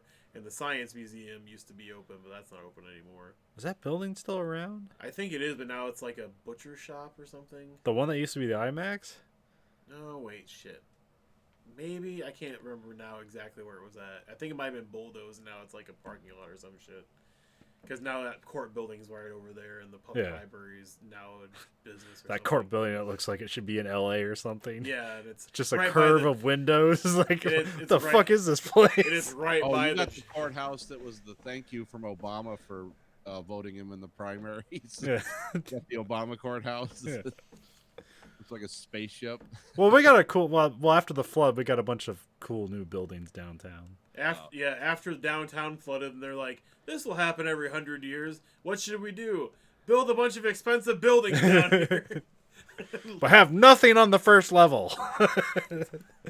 It's practical this way. Let's go. But yeah, I don't think. I mean, there's always gonna be museums, and I'm totally fine with that. I love museums, but at the same time, I think there's only so much quantity you think it actually exists without a massive, Well, that's why there's massive more museums. Is like people keep they pick a different niche. It's because I mean, like really all I need is like a. I like the museums in Chicago, like the Field Museum. Then there's like Shed Aquarium. what's space and Oh, the Science and Industry Museum. yeah, that yeah. was cool. Yeah. Get to go on a submarine and shit. German submarine. Well, we went up there in Upward Bound and stuff. Like everybody hated that museum. Like it's so boring. I'm like, There's like fucking cool cars here and a bunch of other shit you can. Well, I look mean, at, there's like- some stuff where it's like all you do is look at it, but Well, I mean, I don't know. You can't like touch and do everything. I mean, Well, like I remember like the U-boat, like we've been there a couple times, and like one time we got to go through it, and the other time they were like it was like under refurbishing, and like nobody could go through it. But Yeah, then you get all the asbestos out of it. because I remember one of the last times I was at the Field Museum, they had that Titanic exhibit that came through and stuff, and yeah, there was some really cool stuff. They had like some rebuilt interiors and stuff, and some artifacts that you could look at, and like a giant block of ice you could touch. Like that's how cold the water was. I'm like, I think I know what ice feels like, but at the same time, it's like I guess. But I They mean, kinda also had it so you could lay down in it nude. And it would feel like be in the ocean that fateful night. but no, I mean, we got the massive ones. We got like Greenfield Village, which is like the world's the one that the Ford family owns. It's like the largest automotive museum in the world, and then we got DIA, which is really cool, but it's expensive. But it's an all day. It's like $20 a head to get in, but you'll be there for 8 hours. what's DIA stand for? Detroit Institute of Arts. Oh, okay. That's when they had like all the original Star Wars props there as a display. I mean, it was everything. Like, holy shit, how'd they get all this under one roof? Is it like everything, like modern art and actual art, or is it just? It has it's a full day. Okay. Yeah, they got stuff where people are laying on the floor in leotards and playing weird music, and it's that kind of art, all the way to like industrial art. There's a lot of like Japanese stuff there, from like Japanese industrialization, and I was a few times. there's an expo they have in California that I'd be like cool to go to. It's called I think it's just called California Extreme or something like that.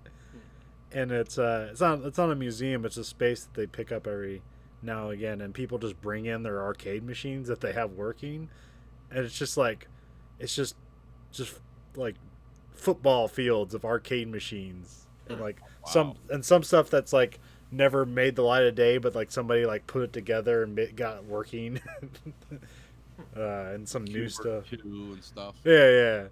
Well, there's one that was like the it's called what was it? It's called like the Club, and it was an arcade shooter. It was like a it was like a third person shooter that you control with like a joystick and one of those roller balls, Okay.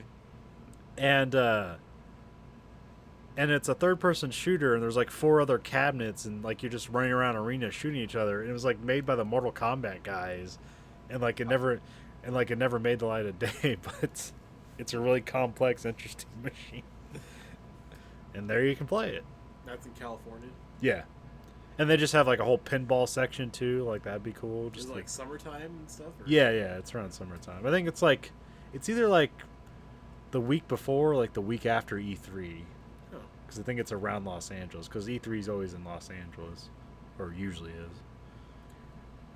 Well, shit, if it was all like San Diego Comic-Con, E3, and that, and all in the same like month period, I might be like, let's take a bunch of time off work and just go to shit in California.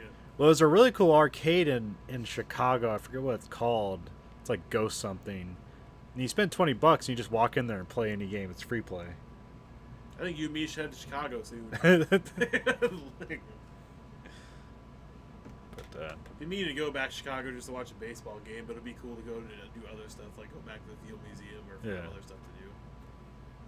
Because every other time I went there, I do the usual tourist shit where it's like, let's find a mall and waste time. Like, oh, the mall on Michigan Avenue, that should be fun. It's like, oh, look at What's this. something that I can't buy in Cedar Rapids, but I can totally buy on Amazon? Let's go there live. Well, because like I went to last night I was in Minneapolis, and I'll try and go to Minneapolis again this summer to see my uncle and stuff. But every museum up there, like art museum, like I wanted to go to an actual like art museum with like paintings and sculptures. Yeah. It was a modern art museum, and it was the most boring goddamn thing I've had to try to spend an afternoon because it was like $10 a head. Because it was a famous architect made it, and he's made buildings mostly in Europe. And this is one of his only buildings in the United States. It's on the University of Minnesota's campus. So the building was breathtaking. It was awesome, and I was like, "Oh, this will be really cool if it's this cool inside." And no, it was not. It's like if you wanted to see a miniature, like one of those hallways that gets smaller as you walk down it. Like it was a 1970s apartment building somebody tore down and recreated with sounds. So you like knock on the door and like somebody be like, "Get the fuck away from my door," or whatever, and that would be the sound bite. And then it's like, well, okay. And then the next door would just be some cat like fucking screeching and howling, and somebody going, "Shut the fuck up." And it was just like that, and like the ashtrays were full of like cigarette butts from the 1970s, and it was like dirty and filthy and loud, and it's like.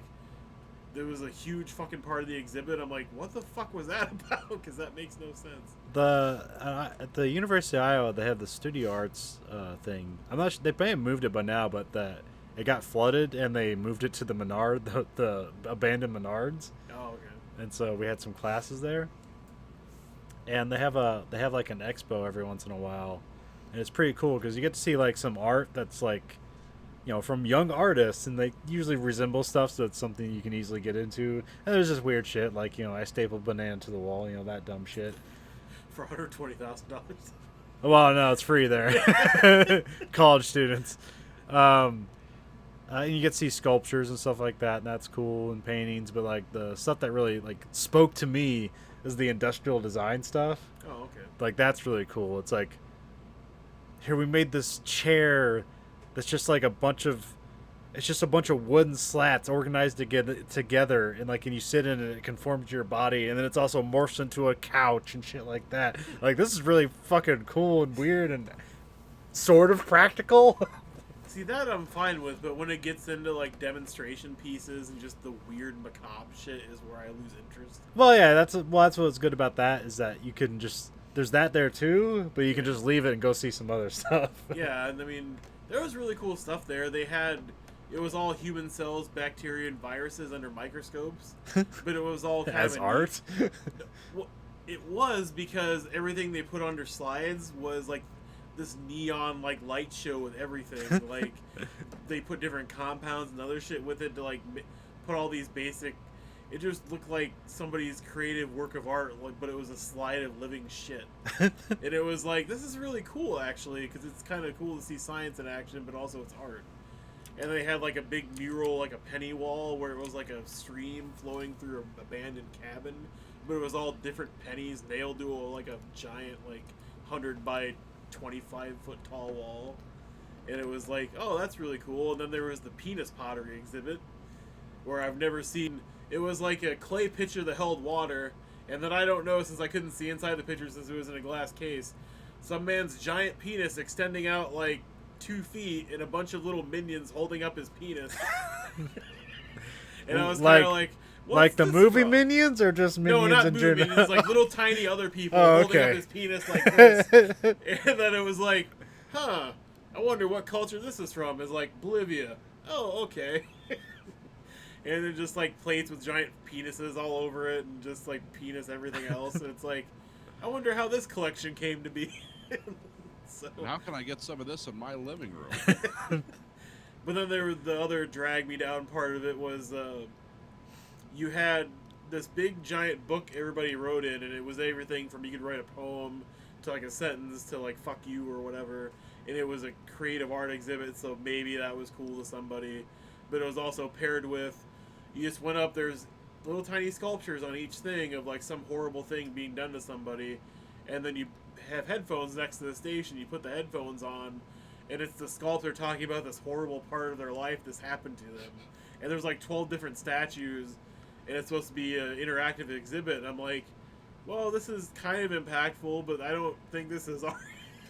Like, it's just weird. Yeah, I mean, it's subjective. I don't. You ever heard of Maria Abramovich? No. She does a lot of. Familiar. I learned about her in my informatics class, or not informatics. Oh shit, what was that? Some art thing.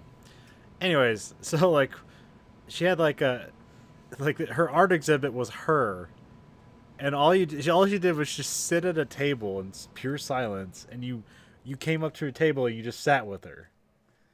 And some people just come up and like, okay, and then they just leave. And then some people like go up there, like look her in the eyes and just start crying. It's like, what the fuck is this? Yeah, once people start emoting in public, I tap out. I'm like, whatever's going on here, I'm not interested.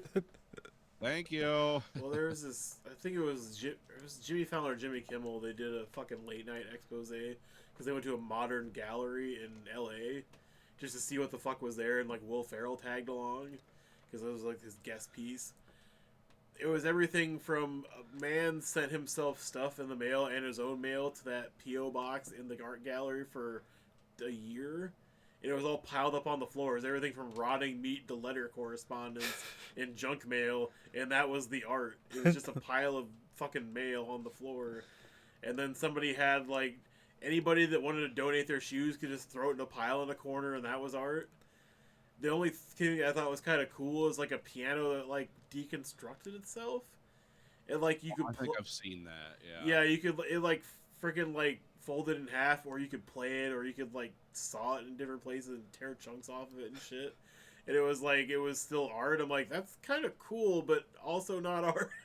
Like, I don't know what the fuck that is, but it's not art. I like the ones where it just looks like a bunch of random shit until you, like, shine a light on it, and then the shadow is, like, this really elaborate art piece.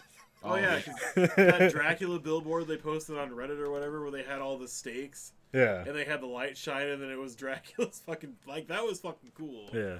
Like, it was... I don't know what the definition of modern art is, but it seems to encapsulate a lot of weird areas that I don't know what... I mean, it's people trying things to try to, like, you know, because I don't know much about art, but I don't think there's, like... I don't know if we're in a period of, like, something you could compare it to, or it's like, this is where we are now, and this is what art is. It's like, because that doesn't exist, it's like people are trying to figure things out of, like, what is art anymore. And it's like anything can be art.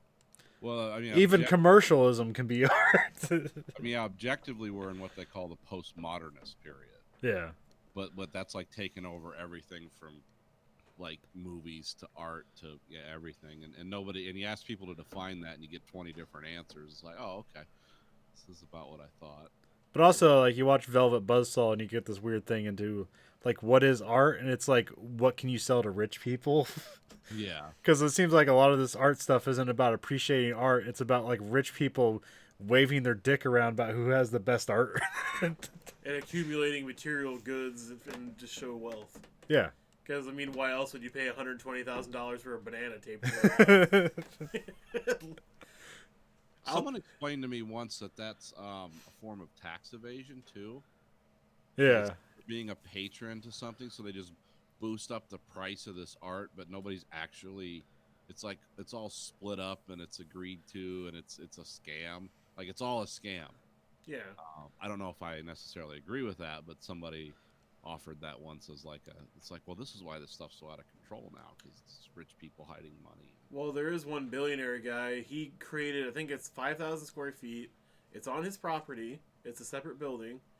It's a climate controlled building for separate areas for each piece of art in different climate controlled areas for certain older pieces. A private collection nobody has access to but him, and he has it as tax write-off as a museum. It is a museum that nobody can access besides him, and he gets a giant tax write-off for it because it's a museum. Yeah. And it's like, yeah, that makes sense. That usually means open to the public, but okay. It's on your private compound. Yeah, I mean, it's it's a way to have a child rape dungeon, too, and because it's like we got to hide what we're building, and these people are demons. I'm telling you, Epstein. Epstein, yeah, Bill Clinton, fucking Trump, everybody that coerced with it. Everyone who's famous or well known for the last 20 years, there's a picture of him like dancing with this guy. It's like, well, this all can't be nothing, and then he dies, right before the big testimony. But I'm not a conspiracy theorist. Anyway, we watched a movie this week. Nathan and Andrew did, and I didn't. We watched Jeffrey Epstein's Not Dead. Yeah. Like, a new documentary from Werner Herzog. We watched Marriage Story by God damn it, what's his name now? Adam Driver? No, not the actor, the director. Oh, I don't know who the director is. It is Noah Baumbach. Shit, what did he do? I I know other shit he did. I want to say I've seen one of his movies, but yeah, I can't. Yeah, I know I've seen one of his movies. He definitely had a very good style throughout the movie and a very good- Madagascar 3, Europe's Most Wanted. he wrote that. He didn't direct that. Well, good. That gets him out of the doghouse. No. Or maybe I'm thinking of the Squid and the Whale. Yeah, okay. I know of that movie. I've never actually seen it. Yeah, I haven't seen it either. Francis Ha, I know about it. I haven't seen it. Kicking and Screaming. Oh, that was supposed to be like a seminal '90s comedy, and I've never seen it. Oh yeah, Yeah, I I can. remember that because Parker Posey was in it, and Yeah. Let me quickly read off the cast. Of that I think it's Ethan Hawke's in it and shit. Let's see here. Kicking and Screaming. Got. Oh no, I don't remember any of these people. I guess it wasn't full of. There's Eric Stoltz. Parker Posey. Oh well, fuck it. Anyways, Marriage Story. So I watched like the first 4 minutes. That's probably the most happy you're gonna feel during that movie. Well, what I was able to glean in the first like 4 minutes is, it seemed to be in 4:3. Is it that way throughout the entire movie? what do you mean? It's got 4x3. bars on the side Yeah, rather than 4x3, vertical. yeah, They're it's horizontal, sure. or they're vertical bars, not horizontal. I don't remember it being that way in the whole movie. Yeah, that might be. I think that's just kind of because they're talking about their lives previously. Before. Okay. But yeah, you hear these narration, and it seems to be that what I can pick up on is that when they reflect on their marriage, they're like very positive about it, but you're witnessing them actively not being positive about their marriage. And there seems to be like almost like a unreliable narrator with the when they talk about their marriage, no matter what's going on. Well, 'cause Yeah, you- I mean, I think my take from this movie is these are people that essentially they seem like decent people. They're flawed people, but they were decent people who just really they just wanted different things out of life. And then you throw a bunch of lawyers and friends into it giving advice, and then it gets ugly. But ultimately, like at the end, they were still kind of decent people, but they just, it's kind of like, have you ever watched Kramer versus Kramer? No, but I know about it. Yeah, it's like a movie like that. Of just people. That's just a marriage that falls apart, Okay. and kind of the casualties of it, both the people and the one child, and I also heard like it's kind of supposed to be like they're ridiculous people, but also it's like supposed to reflect like these are millennials trying to raise a child. Is that reflective in the movie? I mean, yeah, they're sort of like ridiculous, like over-parenting parents, but it almost seems like that's happening almost to prove, like, well, who loves the kid more, Because I mean, they're like in their late 30s, so yeah, they're not young. I don't know what age. I mean, they definitely seem like they're different parents than what like me and Stacy were, so it's like they almost seem a little too involved, but also they were in the middle of a divorce and they weren't getting along, and so yeah, that you always like try to pull the kid in different directions when that goes on. I've seen marriages break up where all of a sudden everyone becomes father and mother of the year. If there's a divorce, it's like, well, if you'd acted this way before, you wouldn't be getting divorced. But, what do I know? So yeah, this was it was one of those movies where it's like, oh, it tugs at you because you don't really hate anyone in this. At least I didn't. I mean, and both the actors, Scarlett Johansson and Adam Driver, did a great job. But you saw them as real people, and it's like there weren't easy answers. There wasn't like clearly a right side and a wrong side in this. Yeah. They were just kind of people that, because it was set between New York and Los Angeles, and he was doing some kind of Broadway theater stuff in New York, almost like that weird stuff we were talking about earlier. Where and then Very modernist. Yeah, very modern, like just a lot of people screaming about the Iraq War or whatever. And then she's doing like wanted to do more conventional stuff, like getting things you get paid for. And she was an actress out in Hollywood, and then she took this 10-year detour with him to work in New York at his theater because he's a theater director and she's an actor. So, so that's the story. And she wants to live in L.A. and he wants to live in New York, which of course, is, it's completely opposite sides of the country, so that's not going to work. And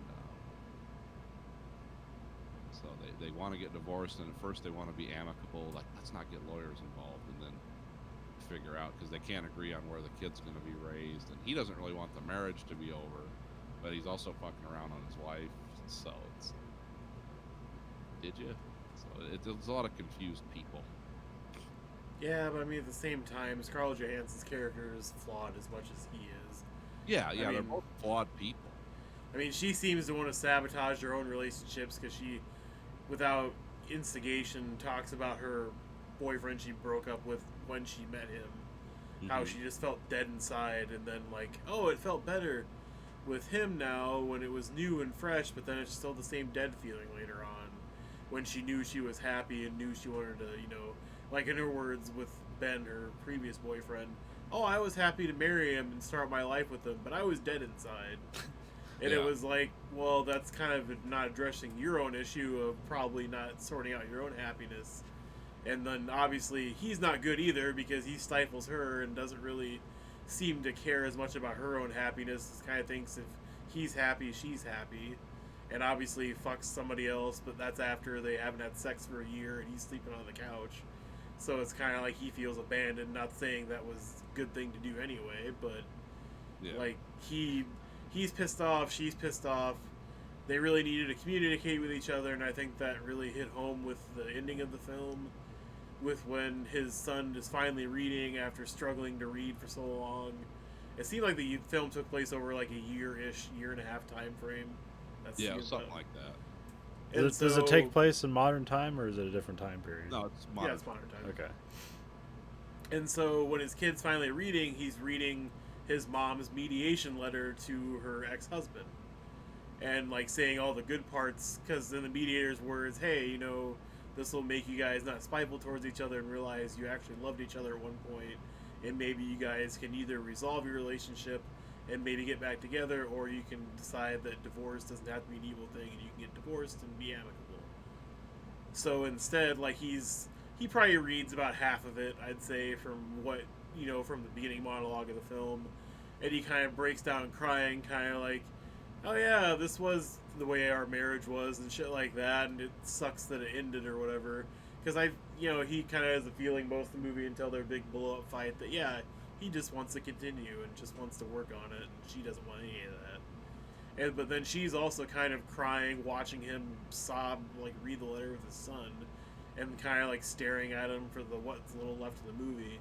And it's almost kind of like me thinking, like, are they gonna fucking get back together now? Because this, like, after all this divorce and ruining their lives and spending all their money on this, are they gonna like finally figure out that they're idiots and they just should have communicated better and not ruin each other's lives because they're both miserable and should have spoke up? So to me, it almost seemed like a movie about like actually communicating with each other and being honest instead of like being deceitful and being selfish and just not realizing you're in the wrong half the time. Yeah. It was a good movie, though. I mean, I watched it. Well, I watched it pretty much. It's kind of broken up into fourths because I had things going on. But yeah, I was. Well, it's a long movie. Well, it didn't feel like it was a slog to get through. And I liked the performances by the main actors. They did a great job. Yeah, they had a lot of good, a lot of good guest actors as co-stars as well. Yeah, I liked Alan Alda showed up as the one lawyer, the kind of the amicable divorce lawyer. Lawyer that has a conscience. Yeah, because Ray Liotta played the evil lawyer. Okay, well, that makes sense. Yeah, and then I like evil because her divorce lawyer was evil too. Yeah, she was not a nice woman. She was a manipulative. Laura Dern was a manipulative. She would smile and say the worst things. It's like, oh, okay, you're a psychopath. All right, I get this. I liked who played her mom and her sister, though. They were both good actresses. And I know I've seen the mom in other things because she always has the same type of like high pitched voice. And Julie Haggerty, yeah. And then her sister didn't have a lot of screen time, but what she did have, I thought she had made good use of. So She was the main character in Airplane. Oh Female yeah, that's lead. right. Maybe we should let all the crazy people out and run. No, maybe that wouldn't be a good idea. You know, she always had that weird. She has that way of delivering dialogue where it's like, maybe this is a mistake. What I'm saying. That's Well, like because the whole thing, her whole career. like where Scarlett Johansson and her mom and her sister are talking before Adam Driver gets there when they hand him the divorce papers. That's probably the last part of the movie for the whole movie that I was actually kind of happy with the movie, and it wasn't making me sad or depressed. Yeah. So, I mean, that was, I kind of thought going into this it was supposed to be more of like their whole marriage in a movie, not just, hey, we'll get a little gleam of like them and their good time, and then just a whole shit show for the rest of the 2-hour plus runtime. Yeah. Yeah, this is very much leaned on. I guess this was, who was the guy who said it? Because I read some stuff about it. Like, one of the writers of this, like, this was basically his divorce. So it had a lot of the similar things to it, which is why it had a lot of emotional punch. Because it's like, oh yeah, this kind of really happened to someone. Excuse me. And, No, I think the movie did a really good job of showing, like, realistically, not Hollywood, tampering with it, but showing what really happens to people with divorce and what it really looks like. Because you get a lot of the Hollywood stigma of it, of, people, doing, like, these huge gestures or huge blow-ups and stuff, and not that those don't happen. Let's turn a divorce into a rom-com. Yeah. But this is a more realistic, very grounded and real interpretation of it. The quick aside, there's that movie that Mark Wahlberg is in where him and his wife in the movie adopt kids. Oh, okay. I remember that one, but I didn't see it. I never actually saw the movie, but like there was a podcast that this is right. He was on the director was on a podcast with Joe Rogan and Instant Family. That's the name of it. okay. And so that guy, like him and his wife, decided that they weren't going to have kids, but they wanted to adopt. And so this guy essentially, they adopt kids and they made this movie like essentially like based on him and his wife's life. And then then the reviews are like, this is completely unrealistic. You're like, motherfucker, this is my life. I guess I didn't know that was based on a true story. I just figured it was a... Well, it's funny because also it's like the director of it. He's the same guy who directed Sex Drive. You remember that movie? Yeah. And that's the kind of movies he makes. But in the meantime, like this seems like an actual personal movie that's based on his life, sort of, and it's a comedy. But and then he gets shit all over for it. I mean, I can't say I was like wanted to see that movie or anything or thought it was good, but I would shit on people adopting kids. Yeah, well, it's just obvious. Well, I mean, how much? That's I don't know. What do you expect of a reviewer? Do you want them to like research the history of the movie, or just watch the movie and give an honest opinion? Well, I mean, I don't think any reviewer going into it, if they didn't know beforehand, would ever assume this was based on anybody's life story, unless it said so in like the end credits or before credits or something. Yeah. 'Cause I definitely wouldn't. But that just reminded me of a story that was, it was based on the director's life, and then I would just give it 1 star because Mark Wahlberg's the star. Understandable. The lone survivor of this movie is Mark Wahlberg again. And what was the title of that movie again? Sorry, Instant Family. Instant Family, yes. Yeah. Okay. But I would say this is another very effective movie in the Netflix stable. So give it a thumbs up for Netflix. Yeah, because we gave a lot of thumbs middles and thumbs down to the Netflix stuff, but like recently we've been watching some of their better stuff. But yeah, Netflix is a real mixed bag, and some of the stuff they'll push, because like I said, I'm usually building tank tracks or something. It's like, yeah, I'll check that out. That looks interesting, and I'll watch it, and I'll be like, who the fuck thought I would like this? My brain die, and I don't know it. But this one's like Is this gonna get nominated for Academy Awards? I'm not sure if it can because it's Netflix. Well, no, they released it in theaters too. Oh, okay. They did? Okay. Yeah, supposedly it did. Because my wife was talking about that, and she's like, "It's nominated for Academy Awards. I thought Netflix movies couldn't do that." I'm like, "Well, if they're released in theaters." Well, I mean, an Academy Award can mean anything. No. It doesn't necessarily mean like the Oscars. It can mean like Golden Globes and stuff like that. No. I believe so. That's right. Right. Yeah, the Academy covers 3 different things. Okay. Oh, okay. Yeah, it's got 6 nominations, 9. British gave it a thumbs up. The I BAFTAs. didn't realize Adam Driver grew up in Indiana. Huh. And because and he was in the Marines. Yeah, I knew that. Yeah, I knew that. And when he was at Juilliard, because he crashed his bike or something and got medically discharged. Yeah. And then he went to college and and I'm just reading this off Wikipedia, but he went to college and then got accepted into Juilliard. And because he had that background, the people he worked with they thought he was scary and intense. They're like, he got to freak people out, I guess, at Juilliard. But yeah, because he said in the movie, his character was like, I was the nobody from Indiana, and then all this worked out, and you're gonna fuck it up for me by leaving New York. I read his article or his thing. It's like, oh yeah, he was raised in Indiana. That's different. And he's had the same haircut in every movie he's been in. I thought he was a British actor for a long time. Oh, he kind of has a Alan Rickman look to him. Yeah. But yeah, he's one of the better actors, like as the new crop of actors. Yeah. He's really good. He's like almost everything he's in. He's good in almost everything he's in. Yeah, he just seems he's good at being an intense person. Just get him and I mean, he already had them together and who's the guy the pilot from the Star Wars movies, the new ones. Oh. That dude. Oh yeah, he does a lot of things. Fuck, I can't remember. Oscar something. Oscar Isaac?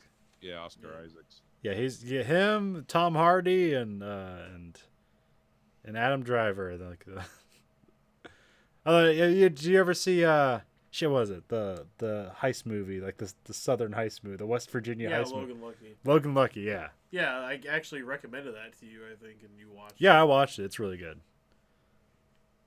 I think they're doing movie. Yeah. I think they're doing a sequel to that too. Huh.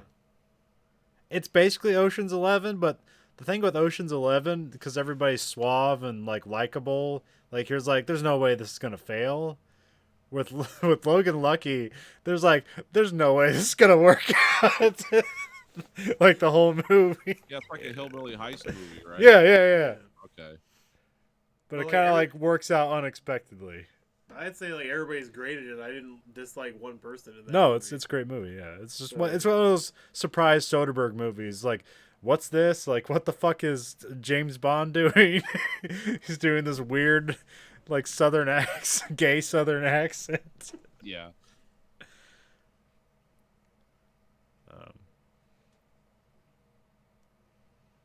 Hey, you guys have anything else on Marriage Story? Should I continue to watch it? Yeah, you should. Okay. Good movie. I mean, it reminds me of Kramer versus Kramer. So I'd say it's one of those movies good movie. I will definitely only watch once ever in my lifetime because it's not. I don't think it's a movie you really need to watch again. Yeah. Well, I mean, I'm like that with like any drama, really. But I mean, maybe like Nathan said, like the performances from Adam Driver and Scarlett Johansson are wonderful. I think it's a really good course for like anybody that wants to do like realistic acting, like how real people would act in situations. it's just nice that this seems like something nice for them to do in between like Marvel and Star Wars movies. Yeah. It's like I had a lull between Black Widow and Endgame, so I was just shooting this movie, and then he's like, yeah, because I keep seeing all the memes from Adam Driver, like, somebody get him a chiropractor. He hurt his back carrying this franchise. So, like, I kind of wonder what he's going to do next, but I also know he's been in plenty of other stuff, and he doesn't seem to have a problem getting good roles. No, he's like everything. So I don't think I think everybody else in that Star Wars franchise might have a problem besides Oscar Isaac and him, but No, I think fuck, what's his name? The guy who played Finn. John Oh, Boyega. Boyega. Yeah, John Boyega. Like, I think he's gonna like. I mean, he was already in that sequel to, what's the Pacific robot Rim. movie? Pacific Rim. Yeah, was it? Pacific Sequel Rim. to that. Which is okay. It wasn't great, but yeah. He Yeah, does a he'll- lot of stuff on TV too in England. But I know that And Daisy Ridley, she's done a bunch of other stuff. She hasn't like starred in anything else, but she's been in a bunch of stuff. I think she's been in like 2 different movies already. Well, she was in that remake of the Murder on the Orient Express. And she was in Red Circle. What's Red Circle? Is Is that the Russian dancer? No, it's Okay. like the tech company. Oh, I'm thinking Gunpowder Red thing. Sparrow. Never mind. Yeah. Oh, is that the Tom Hanks one? Yeah. Okay. They got really bad reviews. I never bothered to watch it. I think John Boyega is actually in that one too. Maybe I can't remember. But yeah, it's yeah.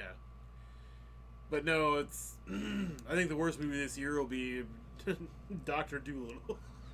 But Let's start there. Although I hear great things about Bad Boys for Life.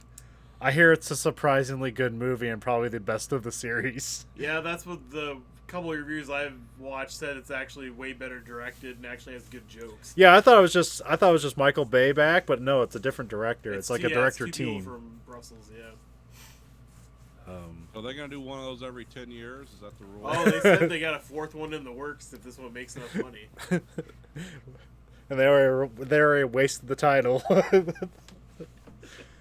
Yeah, what do you call the next one? Bad Boys, we need a wheelchair.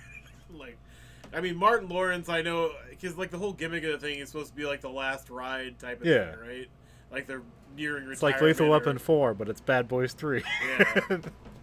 I mean, I don't know what you would do for Bad Boys 3 title, but Bad Boys, I don't know. But I mean, supposedly No, it'd just be Bad Boys 3, and then the fourth Oh. one's Bad Boys for Life. Okay. But you know, well, supposedly the villain's actually a villain in this movie, and actually like a good thought out one. oh, so he has like something you can relate to, And other actually, than just it's- being pure And evil. supposedly there's like bloody out of nowhere action in this movie as well. Well, I mean that's Bad Boys. So. Well, no, like out of nowhere, like no music, no inkling that it's coming, just Oh, like okay. bam, like someone dies. Just like Marvin in the backseat in Pulp Fiction, just that Yeah. kind of. That kind of action, not because when I was watching Chris Stuckman's review of it, because he didn't spoil any of it, but he was talking about like I didn't expect that at all. Like in the other 2 movies, because he's like I rewatched them before I went to the theater. Anytime there's like a gunfight or somebody dies, there's like this buildup of music or like the camera angle changes Yeah. because Michael Bay. Yeah. And this there was none of that shit. Huh. Like there was like 3 times in the whole movie where it's like somebody just fucking gets blown away and there's no lead up to it at all. It was like, oh, okay. That's like makes it not interesting. Like you're not getting your hand held the entire time. Like they actually want reactions from the audience instead of just bullshit. But next week we'll be seeing what Michael Bay's up to because his new movie's on Netflix. Oh yeah, that's right. 6 Underground, which doesn't look good. That's why I haven't watched it yet. Is that next week's movie though? Yeah. Okay, shit. We'll watch it now. Damn it. Well, you can watch it independently and come back.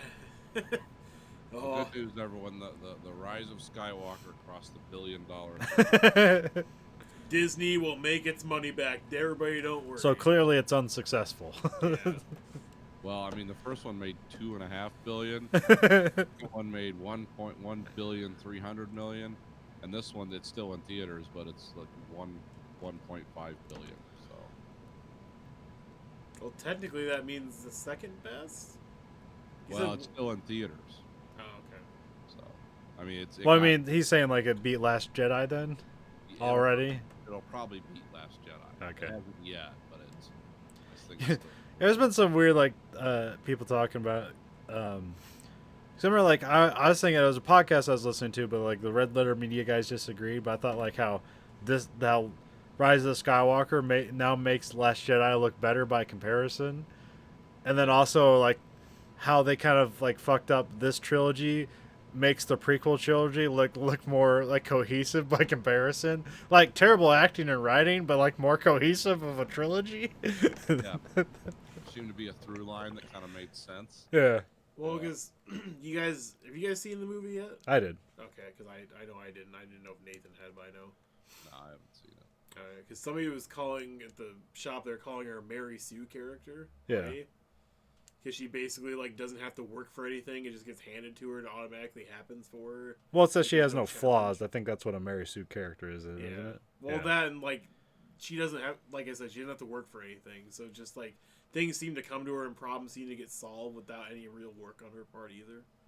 So it's like the whole, you know, how she took like the Jedi library or whatever from Yeah. the temple. Like supposedly that solves a key part in the movie, like a key problem she had or something, according to the person that was talking about. In the recent one, Yeah. I don't think it does. Well, I think it's like a clue, like the whole mystery in the like, we need to find this thing is just so stupid.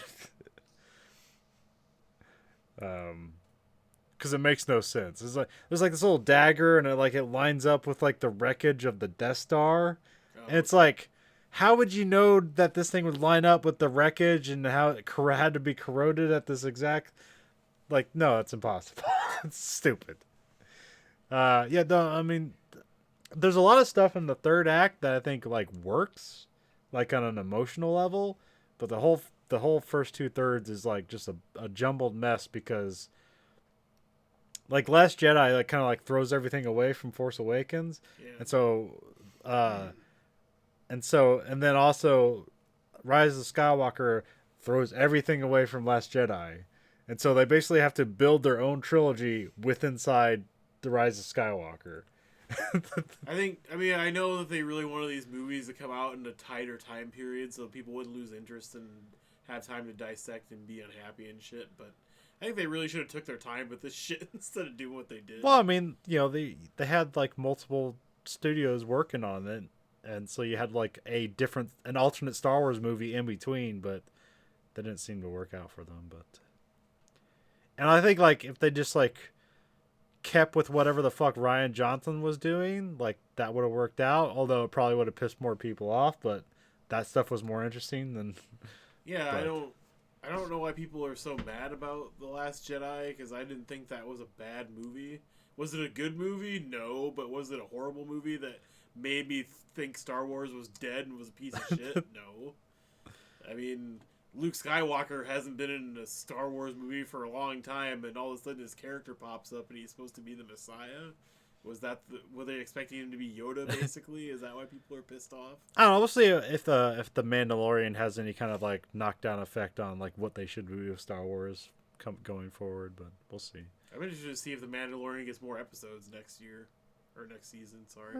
Oh, probably. I know not. it's expensive, but at the same time, I'm not sure if they're concerned about that right now, but I think they kind of lower episode counts to increase budget for each episode, but also to give them more time to put the episode together. So true. No, I just kind of when the show originally came out, I assumed it would be an hour format. Not that some of them were close to that or exceeded. Yeah, some were an hour and some were like 22 minutes. It was weird. And not that I don't have any complaints about the season at all. Like, I love the entire season. I don't know why people hated it so much in the middle part.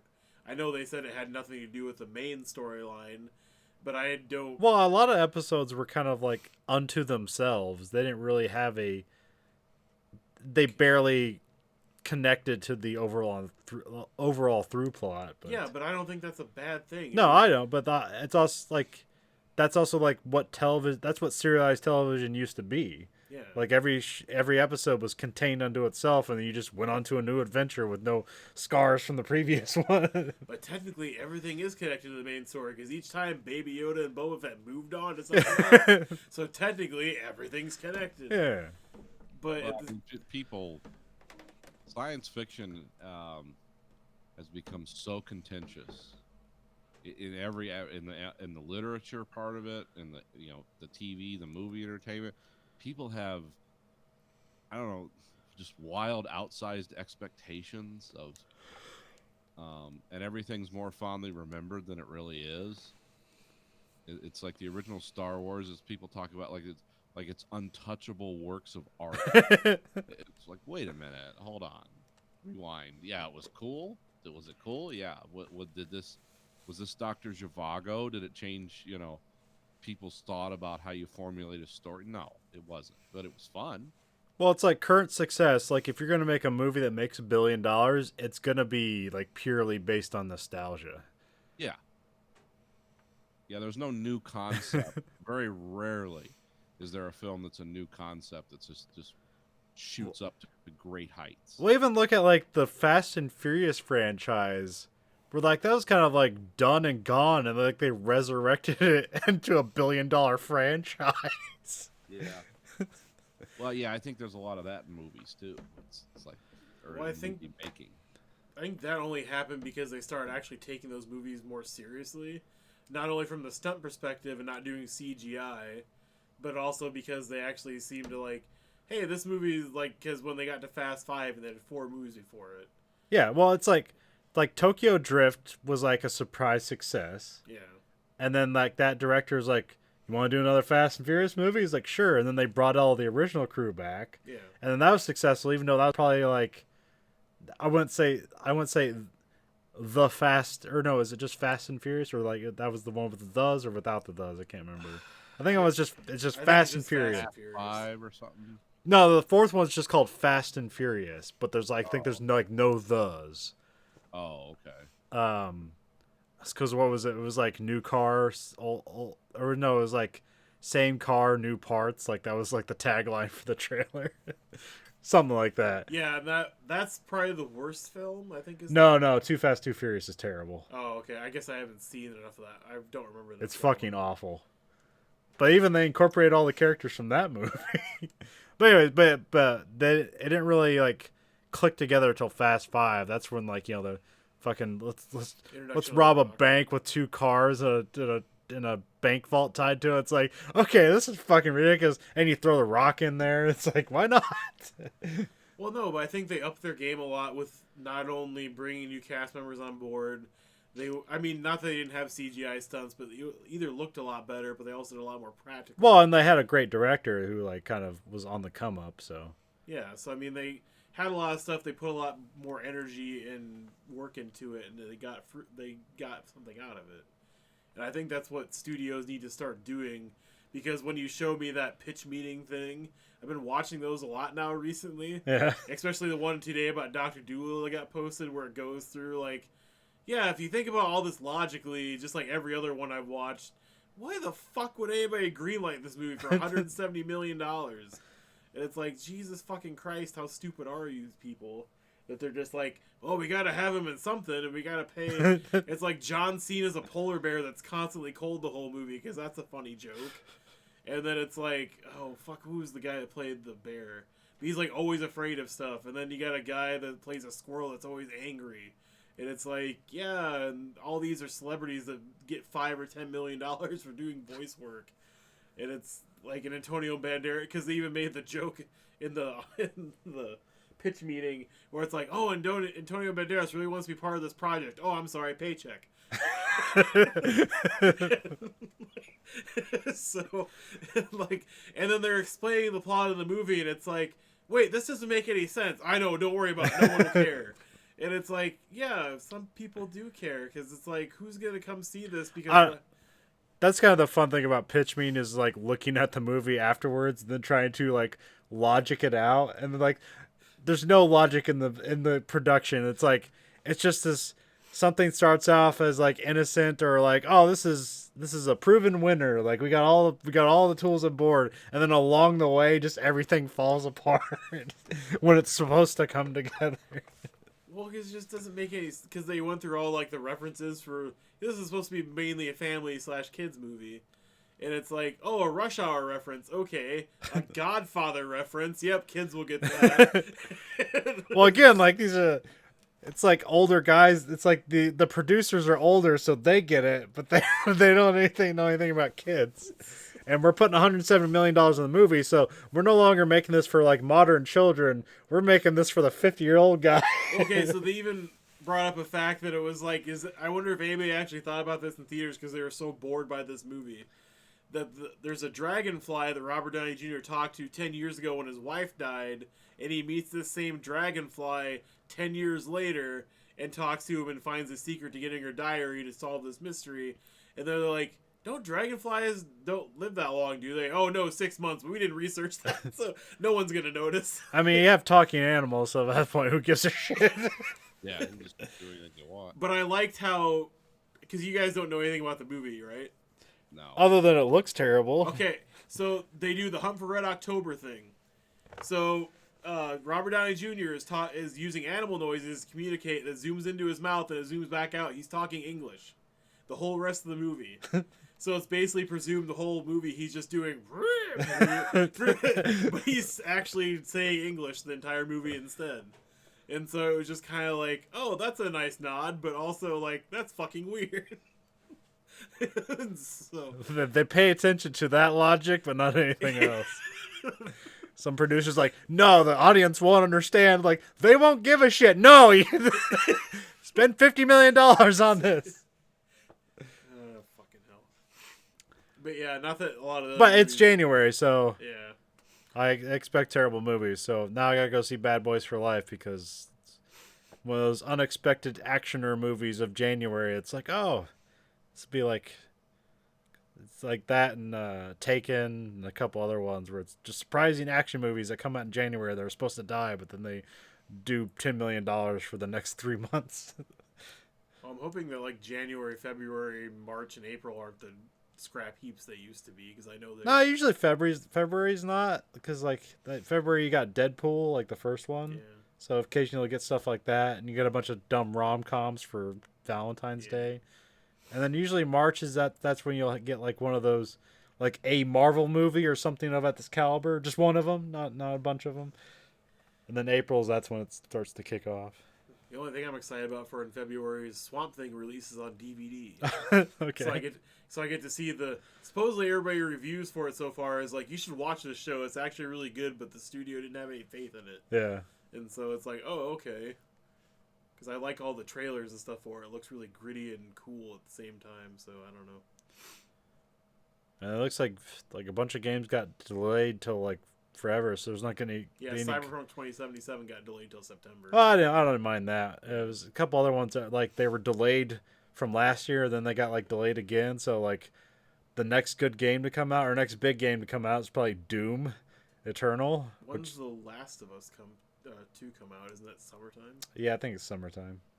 Unless that got delayed, but I didn't think it. Well, yeah, it got delayed, but because it was supposed to come out late last year, and I think it got delayed till like April or something like that. That's the only reason I'm still hanging on to my PS4. Otherwise, I'd probably just disconnect it. And You're not in it Xbox. for Ghost of Tsushima? Oh fuck! I forgot about that game. Well, 2 reasons. Depending on if I buy that game or not, because right now I don't know, kind of transitioning back and forth between hobbying and playing video games. I don't know which one I'll stick with long term. Video games are cheaper. All right. Do we have anything else this week? Oh, tons, but we'll end it sorry. here. All right. Well, this week for the American Greed Factory podcast. This is Nathan. This is Conlon. Andrew? Goodbye, America.